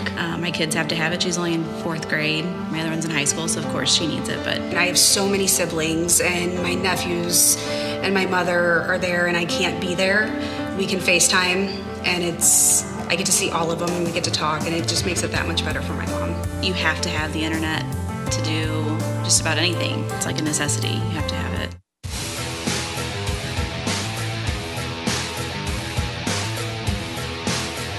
Here's the situation. 4th and 1 on their own 28. The Lions going for it. Lair under center. Hands it off, and he is stopped in the backfield. The Bruins defense does it again. What a play from the Bruins. Thomas Willis. What a big play by PA. Absolutely huge. They just had him outnumbered on that edge, and they knew it was coming. Well, with Lair back at quarterback, everybody kind of knew Crumpton was getting the ball. And, as a coach, you never want to be second-guessed. But nope. You want to think maybe Kemp just right under center there is going to be tough to stop for a yard. He's so strong and big. But as the call, going for it on 4th down, we all agreed in the timeout this was the right call. We like this call. Yeah, go big. Go for it. Go for it. When you're going against PA's offense, a punt of 30 yards may not matter. Handoff for Pulaski Academy. Nice pickup on 1st down. They'll pick up about 4, maybe 5 yards.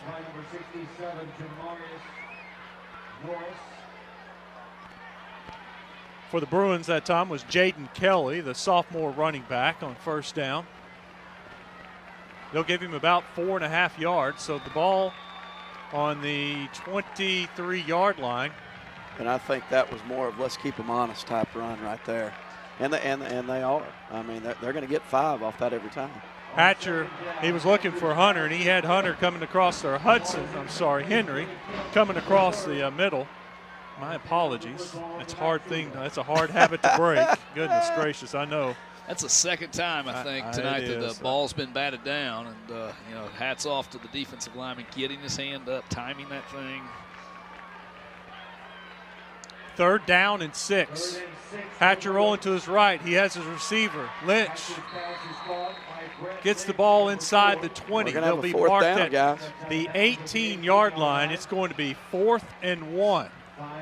McClellan had a 4th and about 2 feet. This one's a good full yard. Another big 4th down play. 4th down conversions tonight. PA is 1 of 7.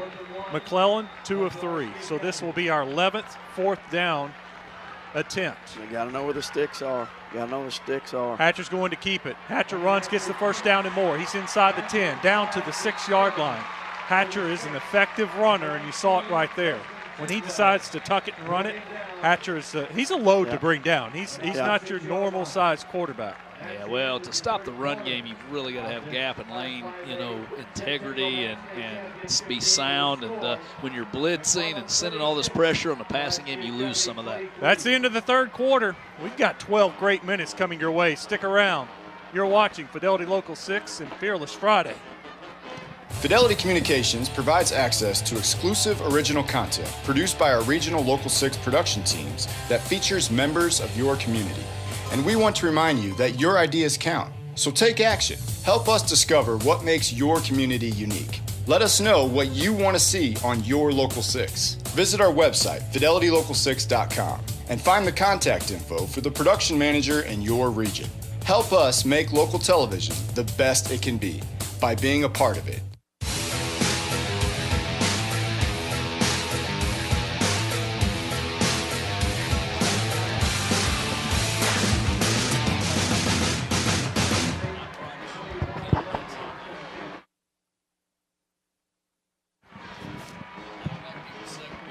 Here we go, 4th quarter, 12 minutes to go in the 5A state championship game. The McClellan Lions lead Pulaski Academy 36-23, but the Bruins are driving the ball on the 6-yard line. The Bruins 18 feet away from making this a one-possession game. Hatcher has 4 receivers to his left, 1 receiver to his right. Hatcher looking over at Coach Kelly. He has the play. Hatcher's going to keep it. Looking for room up the middle. Hatcher inside the 5-yard line. Picks up maybe a yard on the play.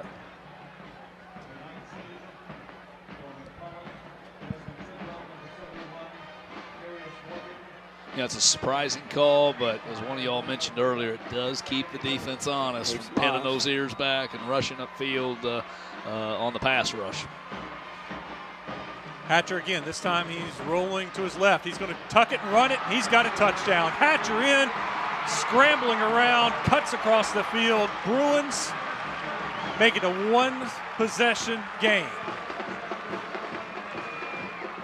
We're seeing Hatcher, instead of scrambling and looking to pass, last couple of times, he's decided to run with it, and he's got room to run. Hatcher using his legs to score another touchdown. Extra point will make it a 6-point McClellan lead. Gets back to the same thing we talked about. When you bring those faster guys off the edge, you kind of lose a little bit of integrity on your rush. And he has been smart to step up in that pocket and take advantage of it. Snap, hold, kick. It's good. He had very good field awareness on that touchdown as he sprinted out. He glanced back and saw the lack of contain and just reverse field and touchdown. 36-30, McClellan leads it. Stick around. It's the Centennial Bank State Championship game. Being local, being part of the town is what really sets us apart. So it's just nice that we kind of take action, The customer service really is asking questions and finding out what the customer's need is. This whole company, like technicians, everybody that I've worked with, they go above and beyond to give a good customer experience more than what any customer expects. And it's nice.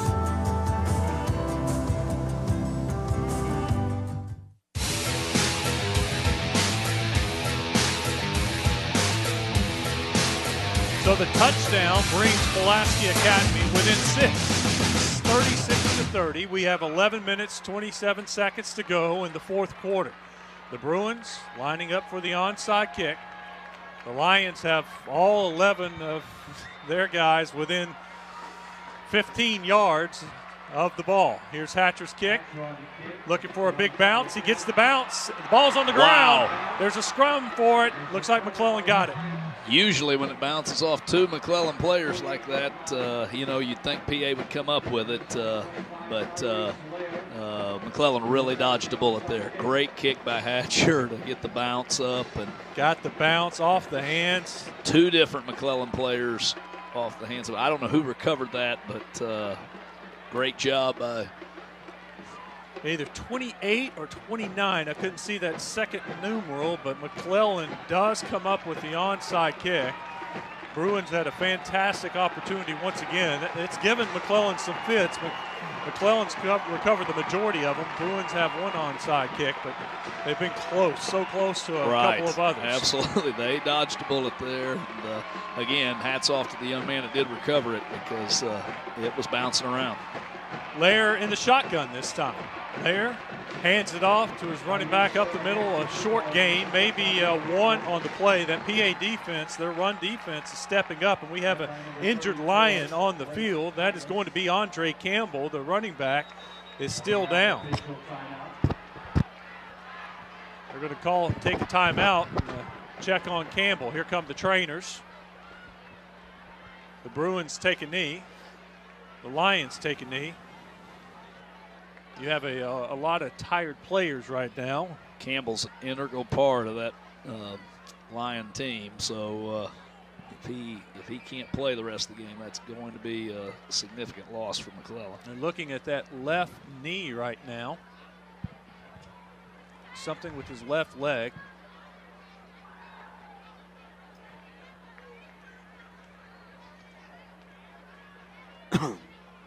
Campbell has had a fantastic game. 7 rushes, 76 yards, and 3 touchdowns. He also has caught a pass for 5 yards, and we've seen Campbell on defense also. Played great, both sides of the ball. Campbell with a noticeable limp coming off the field. Here's the replay. Campbell gets hit low and then all the way to the defender and the offensive lineman on that left leg. Hopefully he'll be able to come back. He walking off kind of gingerly there. Maybe he can walk that off and get back in there. Hopefully he's okay. Campbell was able to pick up 2 yards on the carry, so it's 2nd and 8 with ball almost to the 50-yard line. Lair in there at quarterback. He's got 12 carries for 48 yards, 4 yards per carry average. Lair brings a receiver in motion. Lair's going to keep it, looking to throw. Under a little pressure, goes it up. A jump what ball, a catch. and McClellan comes up with it. Coach, you know who that is. That's one of your favorites. Benny Kemp. Was that Benny Kemp making the play? No, that was Cunningham making the play. Cunningham making a great play. Boy, I tell you what, the secondary had him covered like a blanket. He just went up there and made a play. Kind of what I thought was getting ready to happen, don't you think, Coach Cole? After they had really loaded up the box there at the end, you kind of wonder if they weren't going to do that so they couldn't milk that clock away. And McClellan, spreads them out, comes up, makes play here. I'm still in shock at Lair's pocket presence, having just not played quarterback much, and he throws a good football, stays in the pocket. It was a great catch by Cunningham, too. Lair sprinting to his left. He's looking to run. PA's got it covered. He breaks back, tries to pick up what he can. He does pick up 2 yards on the play. Getting a little scrappy out there. Benny got a little scrappy out there on the edge there, and they need to watch. Both groups need to watch that. Nobody needs to give up 15 here. I tell you what, PA's defense did a great job. That was Wheelis again coming off the blocks. They had him outnumbered on the edge over there, and Wheelis got off the blocks, and he was the one that kind of forced the issue out there. And a good job making sure he couldn't cut back. Exactly. They've got good force fill and cut back, all accounted for there by PA. Well, I tell you what, important. Guys, we have seen, how many guys have made big plays in this game. That Wheelis, that's another play by him. We've called a lot of different names out here. 2nd and 8. Lair's going to keep it. Lair brought down at the 13-yard line. A pickup of 2 on the play. That'll bring up 3rd and 6. McClellan leads by 6. Lions trying to respond to the PA score. I tell you what, I hate to use a foul word here with these two teams. If they've got anybody that can kick that thing, they might want to consider kicking this thing right here if they don't get it here on 3rd down. I hate to use foul language amongst these guys. The kickers, might they don't want to take a field goal. Well, if they've got anybody, they might not have anybody. you know, Hatcher did kick a game-winning field goal against Parkview. Yeah, that's right. That's the only field goal they've attempted and made this season. Lair looking to pass. He's looking for his receiver in the end zone. It is picked off. The Bruins pick it off in the end zone. The quarterback turned around, was looking for the ball, and John David White with the interception. Yeah, I wonder if that slipped out of his hand a little bit because it was off the mark. John David White with his 2nd interception. Yeah, it just didn't come out of his hand very Really good. wasn't under any pressure. Tell you something now. John David White has bailed them out. Boy, I tell you what, heck of a job by him right there. Now that right there, Lair, see, a little quick on the trigger right there. He just kind of let it fly right there. He didn't have there wasn't pressure on him at all, and kind of let it go, and he's got to give it a little time and throw it more to the sideline right there. There we go, man. This big series. Hatcher going deep, looking for his man, just overthrows John David White. That would have been a big play over his shoulder, and he can't come up with it. 2nd down and 10. The Bruins have the ball at the 20 after the interception in the end zone. Damian Martin running stride for stride with him right there. Good coverage. Yeah, PA went right after him on a turnover, and just a little overthrown. I also wonder about the defensive backs for McClellan. Lair, who's your quarterback, Right. having to run down the field and sprint out like that. Quick pass over the middle to Lynch. Lynch looks like he's holding his back again after he's tackled. Old Lynch is a war daddy, isn't he? Because he's had a good game. Yeah, and he's played through it, and he's a warrior, man, no doubt about it. McClellan's sidelines and players are really saying that he did not catch that ball, so I don't know if we'll see the replay, but it looks like, well, that ball was out. It looked like he was already on the ground. So Pickup of 5 on the play. Here's your replay. Yeah, he has it, and then he hits the ground, and the ball comes out. So pickup of 5. The ball's on the 25. They need 5 yards for the 1st down. Hatcher's going to scramble. Yeah, got him this time. Hatcher's brought down right at the 21-yard line. They'll lose 4 on the play. That'll bring up a big 4th down play. 4th and 9. How many times have we said biggest play of the game? Well, this may be the biggest play of the game. We said it was going to keep going, and that's our guy, LaMarcus Hardy. He comes up with another big set. Boy, we have had so many guys. What a fantastic game. Everybody's playing hard and getting after it. A lot of different guys making plays, man. It's a great game here. Big 4th and 8 4th play and 8 here. right here, man. 4th and 8. They need to get the ball to the 30. Hatcher with time to throw. Great He's pass deep protection. Down the middle, looking for Lynch. Lynch has the ball. Oh, what a catch by Lynch. 32-yard line. Brett Lynch with the huge 4th down reception. All started with outstanding pass protection. Absolutely. First thing you got to think about on any pass scheme is, can you protect it? As soon as he had time back there, you knew there was going to be you knew a 1st down was going to be made. That was Andre Campbell back there defending, so he's come back in the game here. Bruins with the ball at the 32. 7 minutes, 25 seconds to go. Hatcher tosses it out, pitches it to the receiver, Lynch. Lynch tries to cut it back. He gets to the 21.5-yard line. Looks like that's enough for another Pulaski Academy 1st down.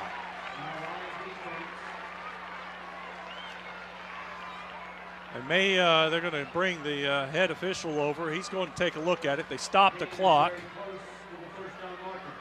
Very close. I think they're going to have to bring the chains over. They're eyeballing it. Here we come. We're going to bring the chains all the way across the field. We'll have a measurement. Nice setup there with Lynch. Some good blockers, and had one defender to try to beat, and that was Cunningham, or Campbell on the tackle.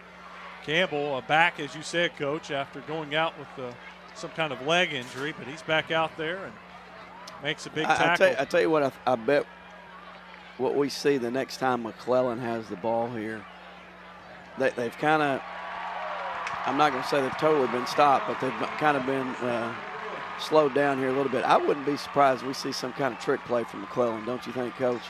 Well, a lot of it will depend on what happens here. I think if they were to stop them, before, and PA's not able to score, I think you'll see pretty conservative No, run. Now, if that. they find themselves down 37-36, you've got everything in the playbook's got to be open at that point because you've got to get down the field and score. Hatcher with Mason Cobb next to him in the backfield. Hatcher trying to set up the screen. He gets it away to Hudson Henry. Henry breaks a couple of tackles, and he gets down to the 14-yard line. Great effort by that offensive line. It's Luke Jones. Those boys getting out there. And I tell you what, Luke Jones and Wesley Coleman getting out there leading on that screen. A lot of good effort by both groups right there. Great job of setting it up. Hudson with a little bit of a stiff arm and gets the ball to the 24-yard line.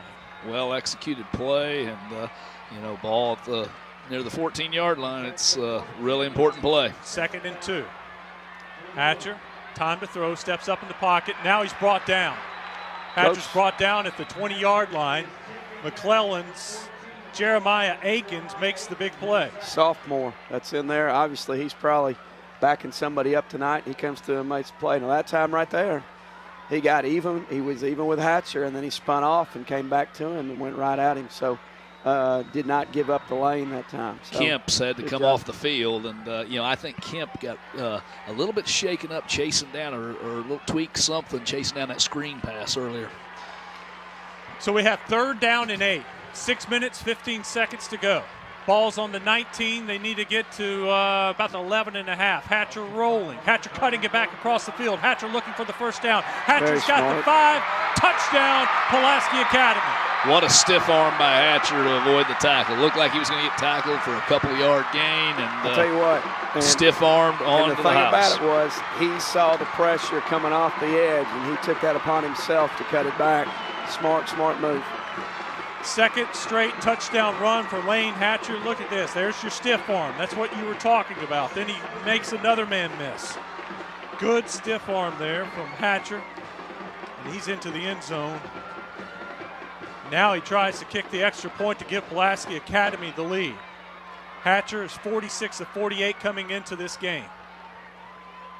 High snap, but Hatcher kicks it, and it's through. Pulaski Academy takes the lead with 6 minutes, 3 seconds to go. It's 37-36 in the 5A state championship game. Stick around. You're watching the Centennial Bank State Championship games on Fearless Friday and Fidelity Local 6. Are your devices playing tug of war with limited bandwidth, competing for an uninterrupted flow of video, music, games, Snapchats, and online shopping? Get more bandwidth, more capacity to cover all of your devices. How many people use internet in your home? How much capacity do you really need? Fidelity Communications Bandwidth Analyzer can tell you. Go to fidelitycommunications.com, click the internet tab, and get started. Stop the tug of war. Get Fidelity.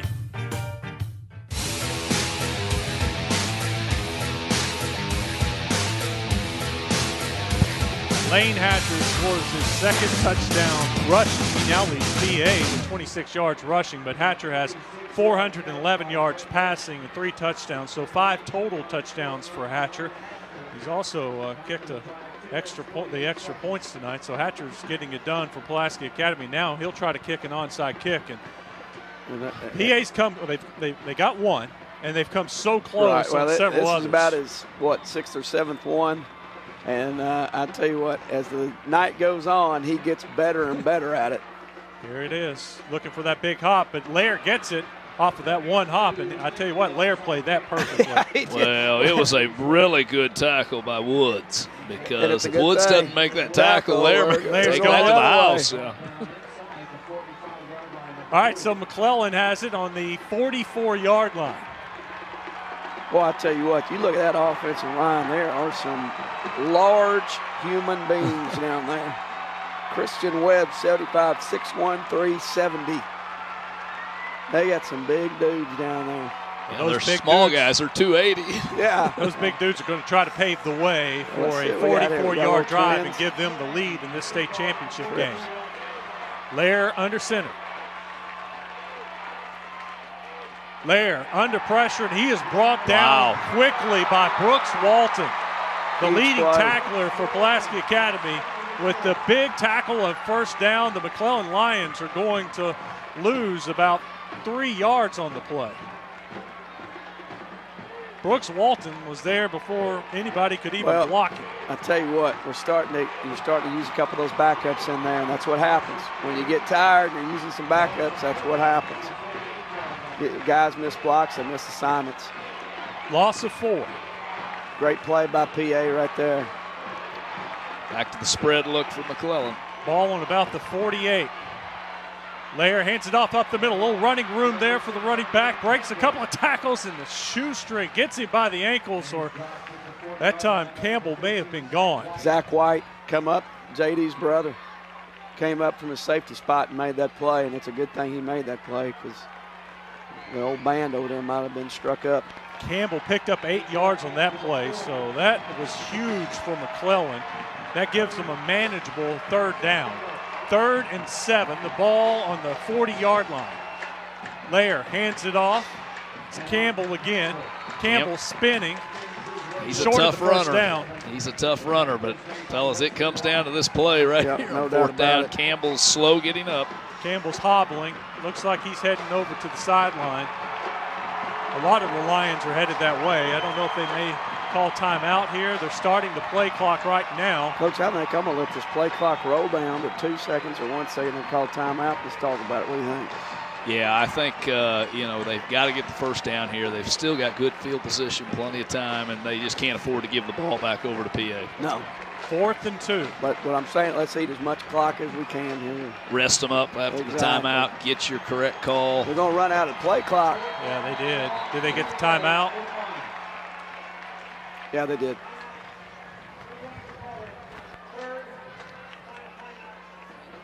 We'll take a break. We'll see this exciting 4th down when we come back. Hi, my name is Greg Hatcher with the Hatcher Agency, and I've always believed in kids' sports, high school sports, college sports. Played them all the way through. I've hired so many high school and college athletes, and just think that kids learn 98% of everything they need to know for the business world. They can learn from their coaches, from their teammates on the sports field. Whether it's the Mighty Bluebirds or high school sports, I've always enjoyed supporting that. And we want to wish both teams today the very best of luck in today's state championship game. But we are a little partial to one team. Go Bruins!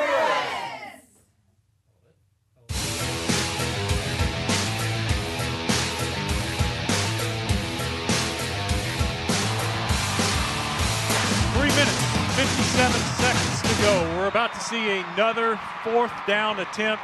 The Bruins are 3 for 9 on 4th down. The McClellan Lions are 2 for 3, so this will be their 4th try on 4th down. Now watch 7 here, Wise. I'm sure Wise is going to be him or Walton's going to be bringing the house. You'll see a stunt and a blitz with it. Empty backfield. Keep an eye on Lair, just scrambling and making a play. Here comes the pressure. Lair trying to get to the outside. He is brought down. Wesley Wise. Yeah. Coach called it. Wesley Wise brings him down. Flags in the air. It's going to be celebration from PA. But PA will get the ball on downs with 3 minutes and 50 seconds left in the game. Had him outnumbered there. Yep. And without any timeouts left, McClellan just really can't stop the clock. So I look for PA to run that ball, run that clock out. They just need to get a stop here. After the play, sideline warning, Pulaski Academy, their first warning of the game. And they didn't do anything wrong there. There's nothing wrong there. That's everybody getting excited on a big play. You know, no harm, no foul. It's just a warning. Let's move on. So Bruins take over at the 47-yard line. 3 minutes, 50 seconds to go in the game. McClellan out of timeouts. The Bruins will look to work the clock. You got Bratcher in there next to Hatcher. May see PA run it a little bit here. Well, or short passes. That's what they're going to do. Bratcher, they set up the screen. He steps out of bounds. He's close to the first. Yeah.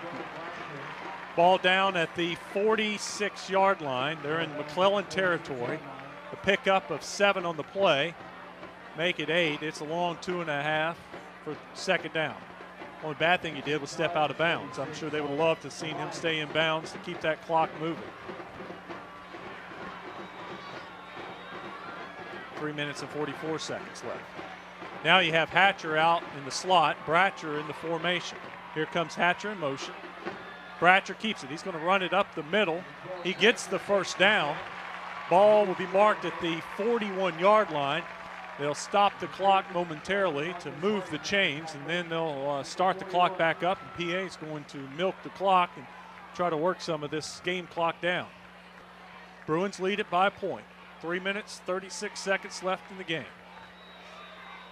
They wind the play clock. They start the game clock.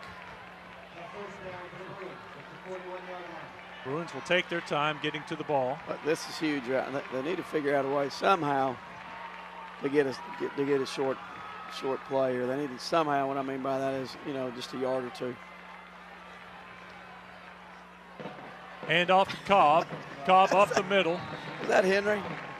I think that was Cobb. Yeah, it was Cobb, 85. Okay.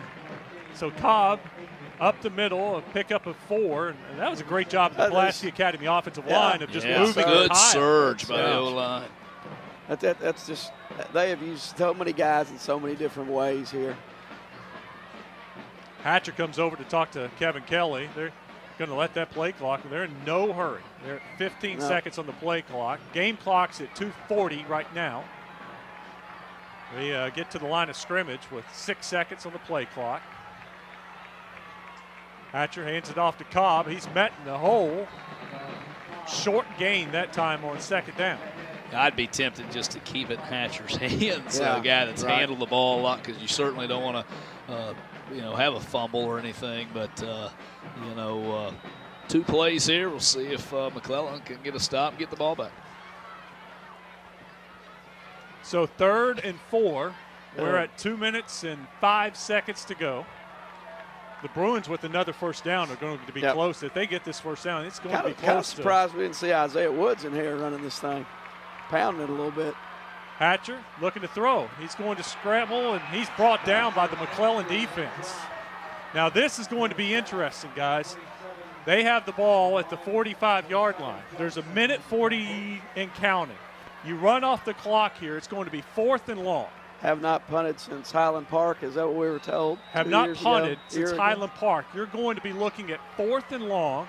I'm sure PA is going to let this go all the way down and call a timeout. They haven't started the play clock yet. There it goes.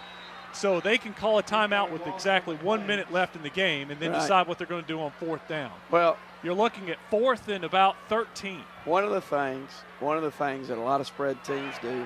Timekeeper, please place 1 minute, 26 seconds on the game clock and start the play clock and the game clock on my signal. 1:26. Thank you. So it'll be a minute 1, minute 2 where they can take their time out. One of the things about these spread teams, and y'all do it too with Bowersock, is they'll just go back to 7 yards and you just snap it back there like it's a regular play and go ahead and kick it, which, you've got your kicker Hatcher back there with Hatcher to do that. And so you might see that nothing surprises me with Kevin Kelly. There's not one thing in the world that surprises me with Kevin Kelly. Quick kick would be very effective for PA because it puts a long field for McClellan really to make anything happen. But it wouldn't surprise me if they threw the ball here, because it's going to be to try to get the first down, because it's going to be a turnover and downs if they just run it or whatever. So I look for them to run a play. If you're McClellan, do you maybe put a guy back there on the 10-yard line, a deep safety, just in case they do the quick kick, so that No, you've got to play defense. You have to play defense. We got to take a break. We'll come back with the action. It's the Centennial Bake State Championship game. Pretend this watermelon represents your total internet bandwidth. Is there enough here for everyone in your household? Let's find out. 2 teenagers connect their phones to Snapchat and stream videos. Mom and Dad have phones connected too, plus a laptop computer. They all enjoy watching Netflix movies, sometimes while using these other devices. Oh, and did we mention the daily online gaming sessions? That's a big chunk. Sorry, all gone. Do you need more bandwidth? Try Fidelity's Bandwidth Analyzer to find out. Visit fidelitycommunications.com and click Internet to get started.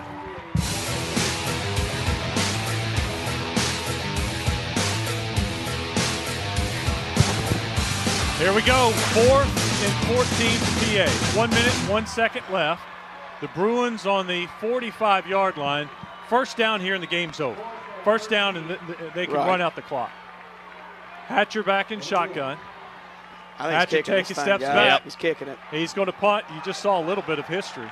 PA hasn't punted it in years. Let it go. Get away from it, guy.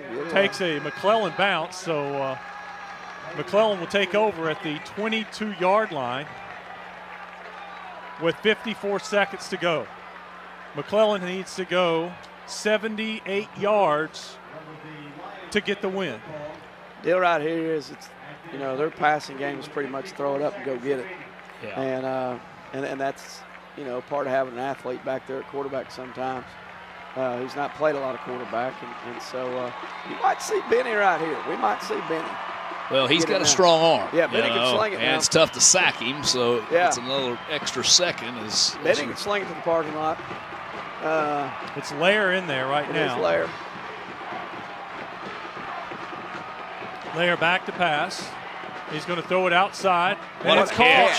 What a catch. And a fumble. The Bruins strip the ball loose, and the Bruins recover it. You know who stripped that football? Brett Lynch recovers the fumble. The strip was by John David White. I think John David White stripped it. Well, what a catch, and turnovers have been the name of the game. If McClellan had not turned the ball over so much tonight.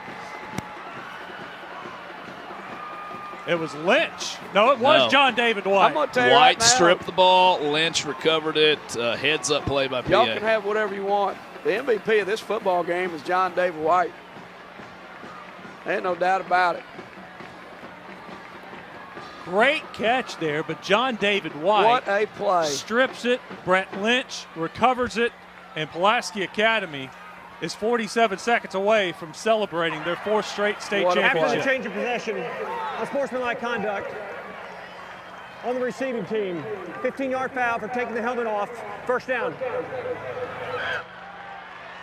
The Bruins will take over at the 43-yard line. All right, I'm going to make my case. 2 interceptions, a strip fumble, a big return. No, he recovered an onside kick. Recovered a huge onside kick. I think he's the MVP of this thing. 5 catches, 81 yards. Brett Lynch. He's with too. 9 catches, 145 yards, and 2 touchdowns. And he recovered that fumble, by the way. Yep. There's a knee. They're getting the Gatorade buckets ready, aren't they? I see the coaches hugging over there on their sideline. Yeah, some of the guys are getting ready for the Gatorade. What an exciting game. What a great game. Both teams played very well. A lot of big plays on both sides of the football. Turnovers are so important. They don't have to snap it again. That's it. Keep an eye on Kevin Kelly. He's shaking hands and hugging Anthony Lucas, and here comes the Gatorade. Kevin Kelly's about to get doused.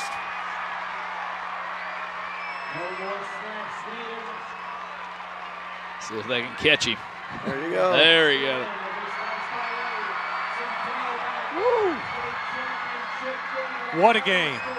The McClellan Lions gave PA everything they could handle and some tonight, but they come up 1 point short. The Bruins win it 37-36. Kevin Kelly, Maurice Moody talking at midfield. A heck of a game from the Lions, but the Bruins, behind their quarterback, Lane Hatcher, get it done. Hatcher with 2 touchdowns running to bring the Bruins back from a 13-point deficit. I think the first lead of the game PA had was with 6 minutes left in the 4th quarter. Is that correct? It might have been. It might have been. Or did they score first? My can't- memory's getting no, bad. I cannot remember. There's so much that's happened over the last 3 hours. The last 3 hours, the last 30 minutes, man. That last 24 minutes of football was a great, great half of football. Just a great half. Let's take a break. Incredible game. I'm losing my voice. We'll start the post-game show when we come back. Bring home the best in local high school sports with Fidelity Local 6. Catch the players, the rivalries, and the fans that make game days electrifying in your hometown. Watch live broadcasts or on demand with Fido, the whole home DVR entertainment experience. It's the local coverage you want. Fidelity Local 6, the best in local high school sports coverage. God, you see that? Did you see that? Now my daughter plays a recorder, and we have to video her and then post that to her teacher as part of her homework. My kids have to have it. She's only in 4th grade. My other one's in high school, so of course she needs it. But I have so many siblings, and my nephews and my mother are there, and I can't be there. We can FaceTime, and I get to see all of them, and we get to talk, and it just makes it that much better for my mom. you have to have the internet to do just about anything. It's like a necessity. You have to have it.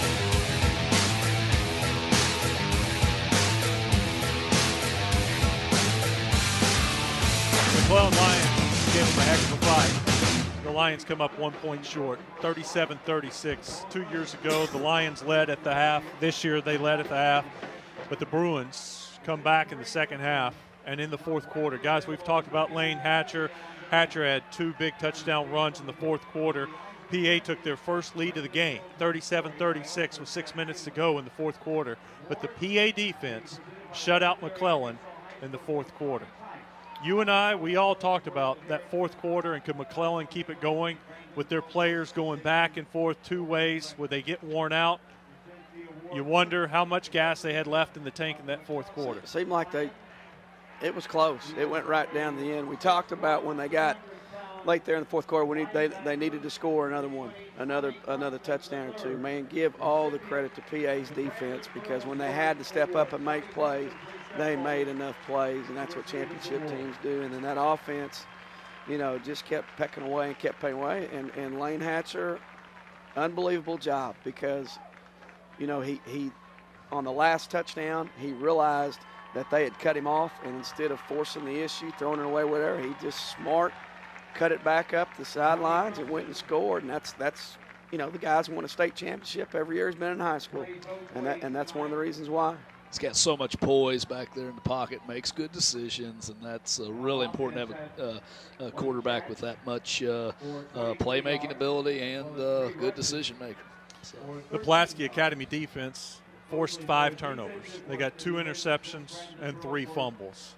Lane Hatcher had 3 interceptions, so PA wins the turnover battle 5-3. So they were +2 on the turnovers. That's a big part of this game. And then 1 point game, your turnovers and the 1 onside kick that they got. They gave them a couple, 3 extra possessions right there. Yeah. I mean, there was, Coach Cody will tell you this. Now they'll think about 20 plays that happened in this game. If it went our way, we could have won this game. I mean, and they'll do that. But I'll tell you what, McClellan, unbelievable job. Unbelievable job, and what a game. Great game by both groups. Yeah, McClellan played an outstanding football game. They really need to keep their heads up, because they played a really good football game and came to win it, like we talked about. They didn't leave anything in the bag. And, nope. I met with some of the McClellan players Monday. That's the thing they told. They said when you play PA, they know they're going to win. They said we're taking that attitude in this game. We've played them enough that we know we're going to win this game. And that's the attitude you got to take. And the thing, we talk about McClellan a lot too. You got to give PA their accolades too. And sometimes we talk about the team playing PA so much that we forget about what an amazing accomplishment 4 state championships is in a row. And that, it's a credit to Kevin and his staff and the kids. It's just it's a unbelievable. It's a historical feat. Joining Barton in the 80s, so it's been 30-something years since it happened. Let's go down to Stephanie Sharp.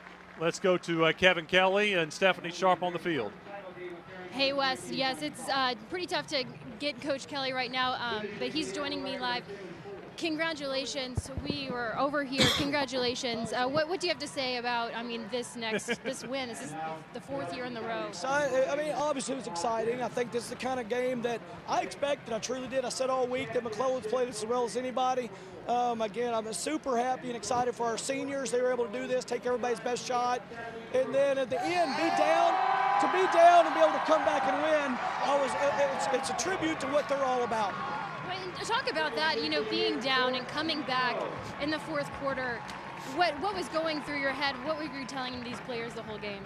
We're just telling them to keep doing what we do. Play hard, make some plays, and be disciplined. Don't try to do your own thing, which kids try to do sometimes when you get down, and then to just keep going with our game plan and what we're doing. Eventually, it always works out right, and, we were thinking that it would in this case, too, and it did.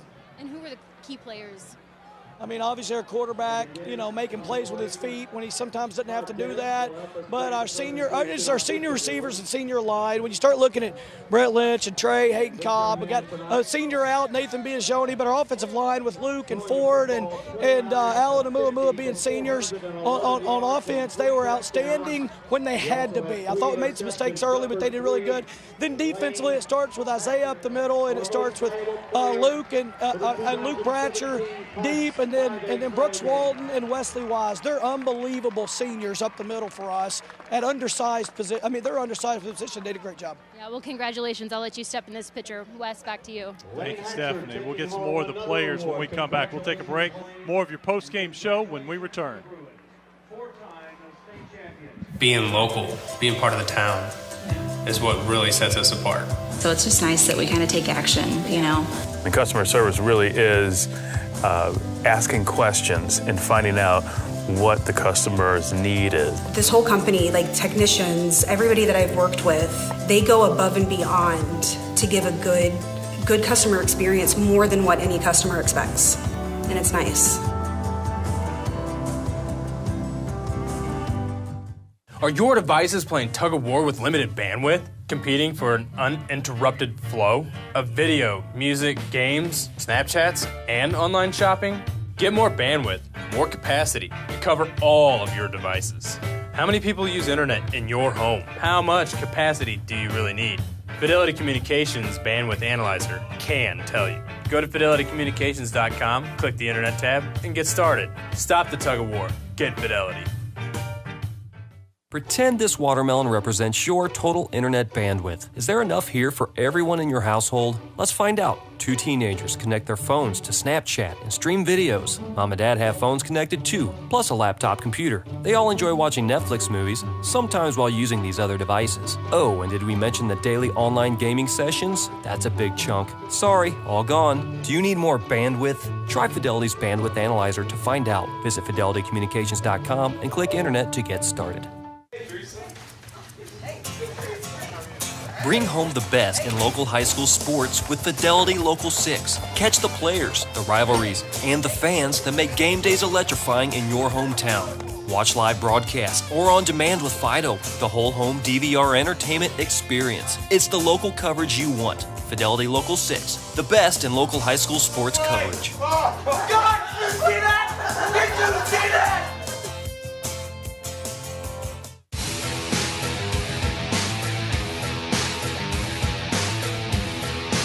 There go the Bruins to celebrate with their classmates. Hatcher into the stands. The first one over there. He was running as fast to the stands as he was on those touchdown runs. No doubt about it. There's Hatcher celebrating with his classmates. Pretty cool moment there for the Bruins. PA gets it done. 37-36 over McClellan. Let's take a look at the highlights real quick if we have those. We can look at just to recap a fantastic game. McClellan strikes first. Andre Campbell with the 1-yard touchdown run. That made it 8-0 after the 2-point conversion. Then Andre Campbell again, 15-yard touchdown run. It was 14-0 McClellan in the first quarter. PA strikes. We're taking a look at the big play there from Trey Johnson later in the drive. Brett Lynch would score from 5 yards out, and it was 14-8 following a 2-point conversion. Lynch took a big hit in the back on that play. McClellan comes right back. Jalen Cunningham would have a 9-yard reception and gave McClellan a 20-8 lead. And there's Hatcher scrambling on a big play. Then Hatcher lofts it up into the end zone for Brett Lynch, and Lynch scores his second touchdown. That's 23 yards to make it 20-16. Pulaski Academy trailing. McClellan responds. Start of the third quarter. Andre Campbell, a 50-yard run. Then PA comes right back. Trey Johnson goes 67 yards. Then Tommy Crompton with the 23-yard pass from Tyrese Lair, and it's 36-23. But that was the last points McClellan scored. John David White with the big interception in the end zone. Then Lane Hatcher takes over, throwing the ball. Well, this is going to be the long, deep pass to Lynch. That sets up Lane Hatcher on a 5-yard touchdown run. That brought Pulaski Academy within 6 points. It was 36-30. And then that's the 19-yard run from Hatcher that gave PA their only lead of the game. Their first lead, only lead, 37-36. John David White strips it, flings it out, and there's Lynch recovering it. You see John David White and Brett Lynch coming up with the biggest play of the game right there. Well, I tell you what, he hadn't stripped that ball. That ball's around the 50. We're going to have an interesting 48 seconds. I was having a flashback to North Little Rock Bentonville. I mean, North Little Rock was up 14. Bentonville scores, recovers the onside kick. They throw it down the 10-yard line, and we're thinking one last play in the end zone, and time runs out on them. But I'm thinking the same thing. Here comes McClellan.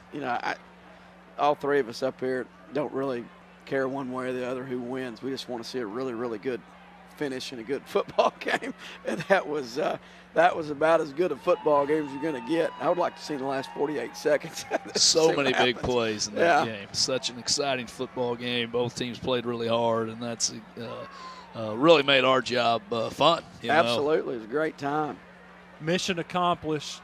Thank you to the Bruins and to the Lions for providing a great night of entertainment. Let's go down to Stephanie Sharp. She's got Lane Hatcher. Wes, we're here now live with Lane. Congratulations. First, congratulations. What do you have to say about this win? What's this like for you? It's nothing but hard for these guys, This team these guys have been together since 5th grade. We've lost one game since then. So, we've been in some fights before, but none like this. We were getting hit. I think we were losing all the way until the 4th quarter, but that's just heart coming out. That's a group of guys that care about each other. There was never a doubt. It looked bad at times, but there was never a doubt. What does it mean to take home your 4th state championship, state title? That was the goal since we were a bunch of cocky 8th graders, saying we were going to win 4 and get in trouble in class with our teachers. But we always believed we were capable. We knew we were capable, and it wasn't a surprise to us, but we knew it was going to be work, and we knew it was going to take some games like this where we're just getting our teeth knocked in every play. Just got to keep coming back. Well, it was a good game. Congratulations again. Wes, we'll send it back to you. Lane Hatcher, what a night for this senior and his final game for the Pulaski Academy Bruins, his final totals. Hatcher, 29 of 50, 411 yards, 3 touchdowns. He was sacked 7 times, under pressure a lot of the night. He threw 3 interceptions, but Hatcher also got it done on the ground. All those lost yards for a sack, he still rushed for a total 61 yards, 45 loss, so 16 yards total, 2 touchdowns. Those 2 touchdowns, they were down 13. He ran for 2 touchdowns. They win by 1. Pretty impressive. We'll come back and wrap it up from War Memorial Stadium. Now my daughter plays a recorder, and we have to video her and then post that to her teacher as part of her homework. My kids have to have it. She's only in 4th grade. My other one's in high school, so of course she needs it. But I have so many siblings, and my nephews and my mother are there, and I can't be there. We can FaceTime, and I get to see all of them, and we get to talk, and it just makes it that much better for my mom.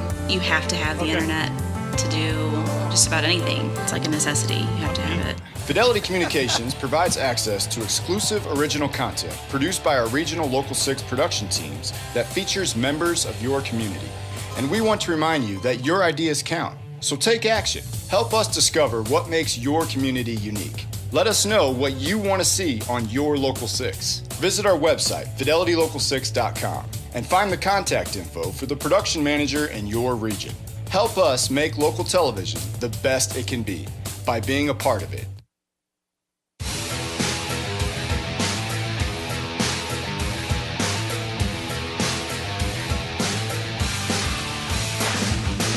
Back at War Memorial Stadium. What a great game. What a great 5A battle between Pulaski Academy and Little Rock McClellan. It was the 5th time these two teams have played in the last 3 years, and Pulaski Academy wins it again, the closest one yet, 37-36. Jim Withrow, Sylvan Hills head coach, Eric Koyu, head coach at Little Rock Christian.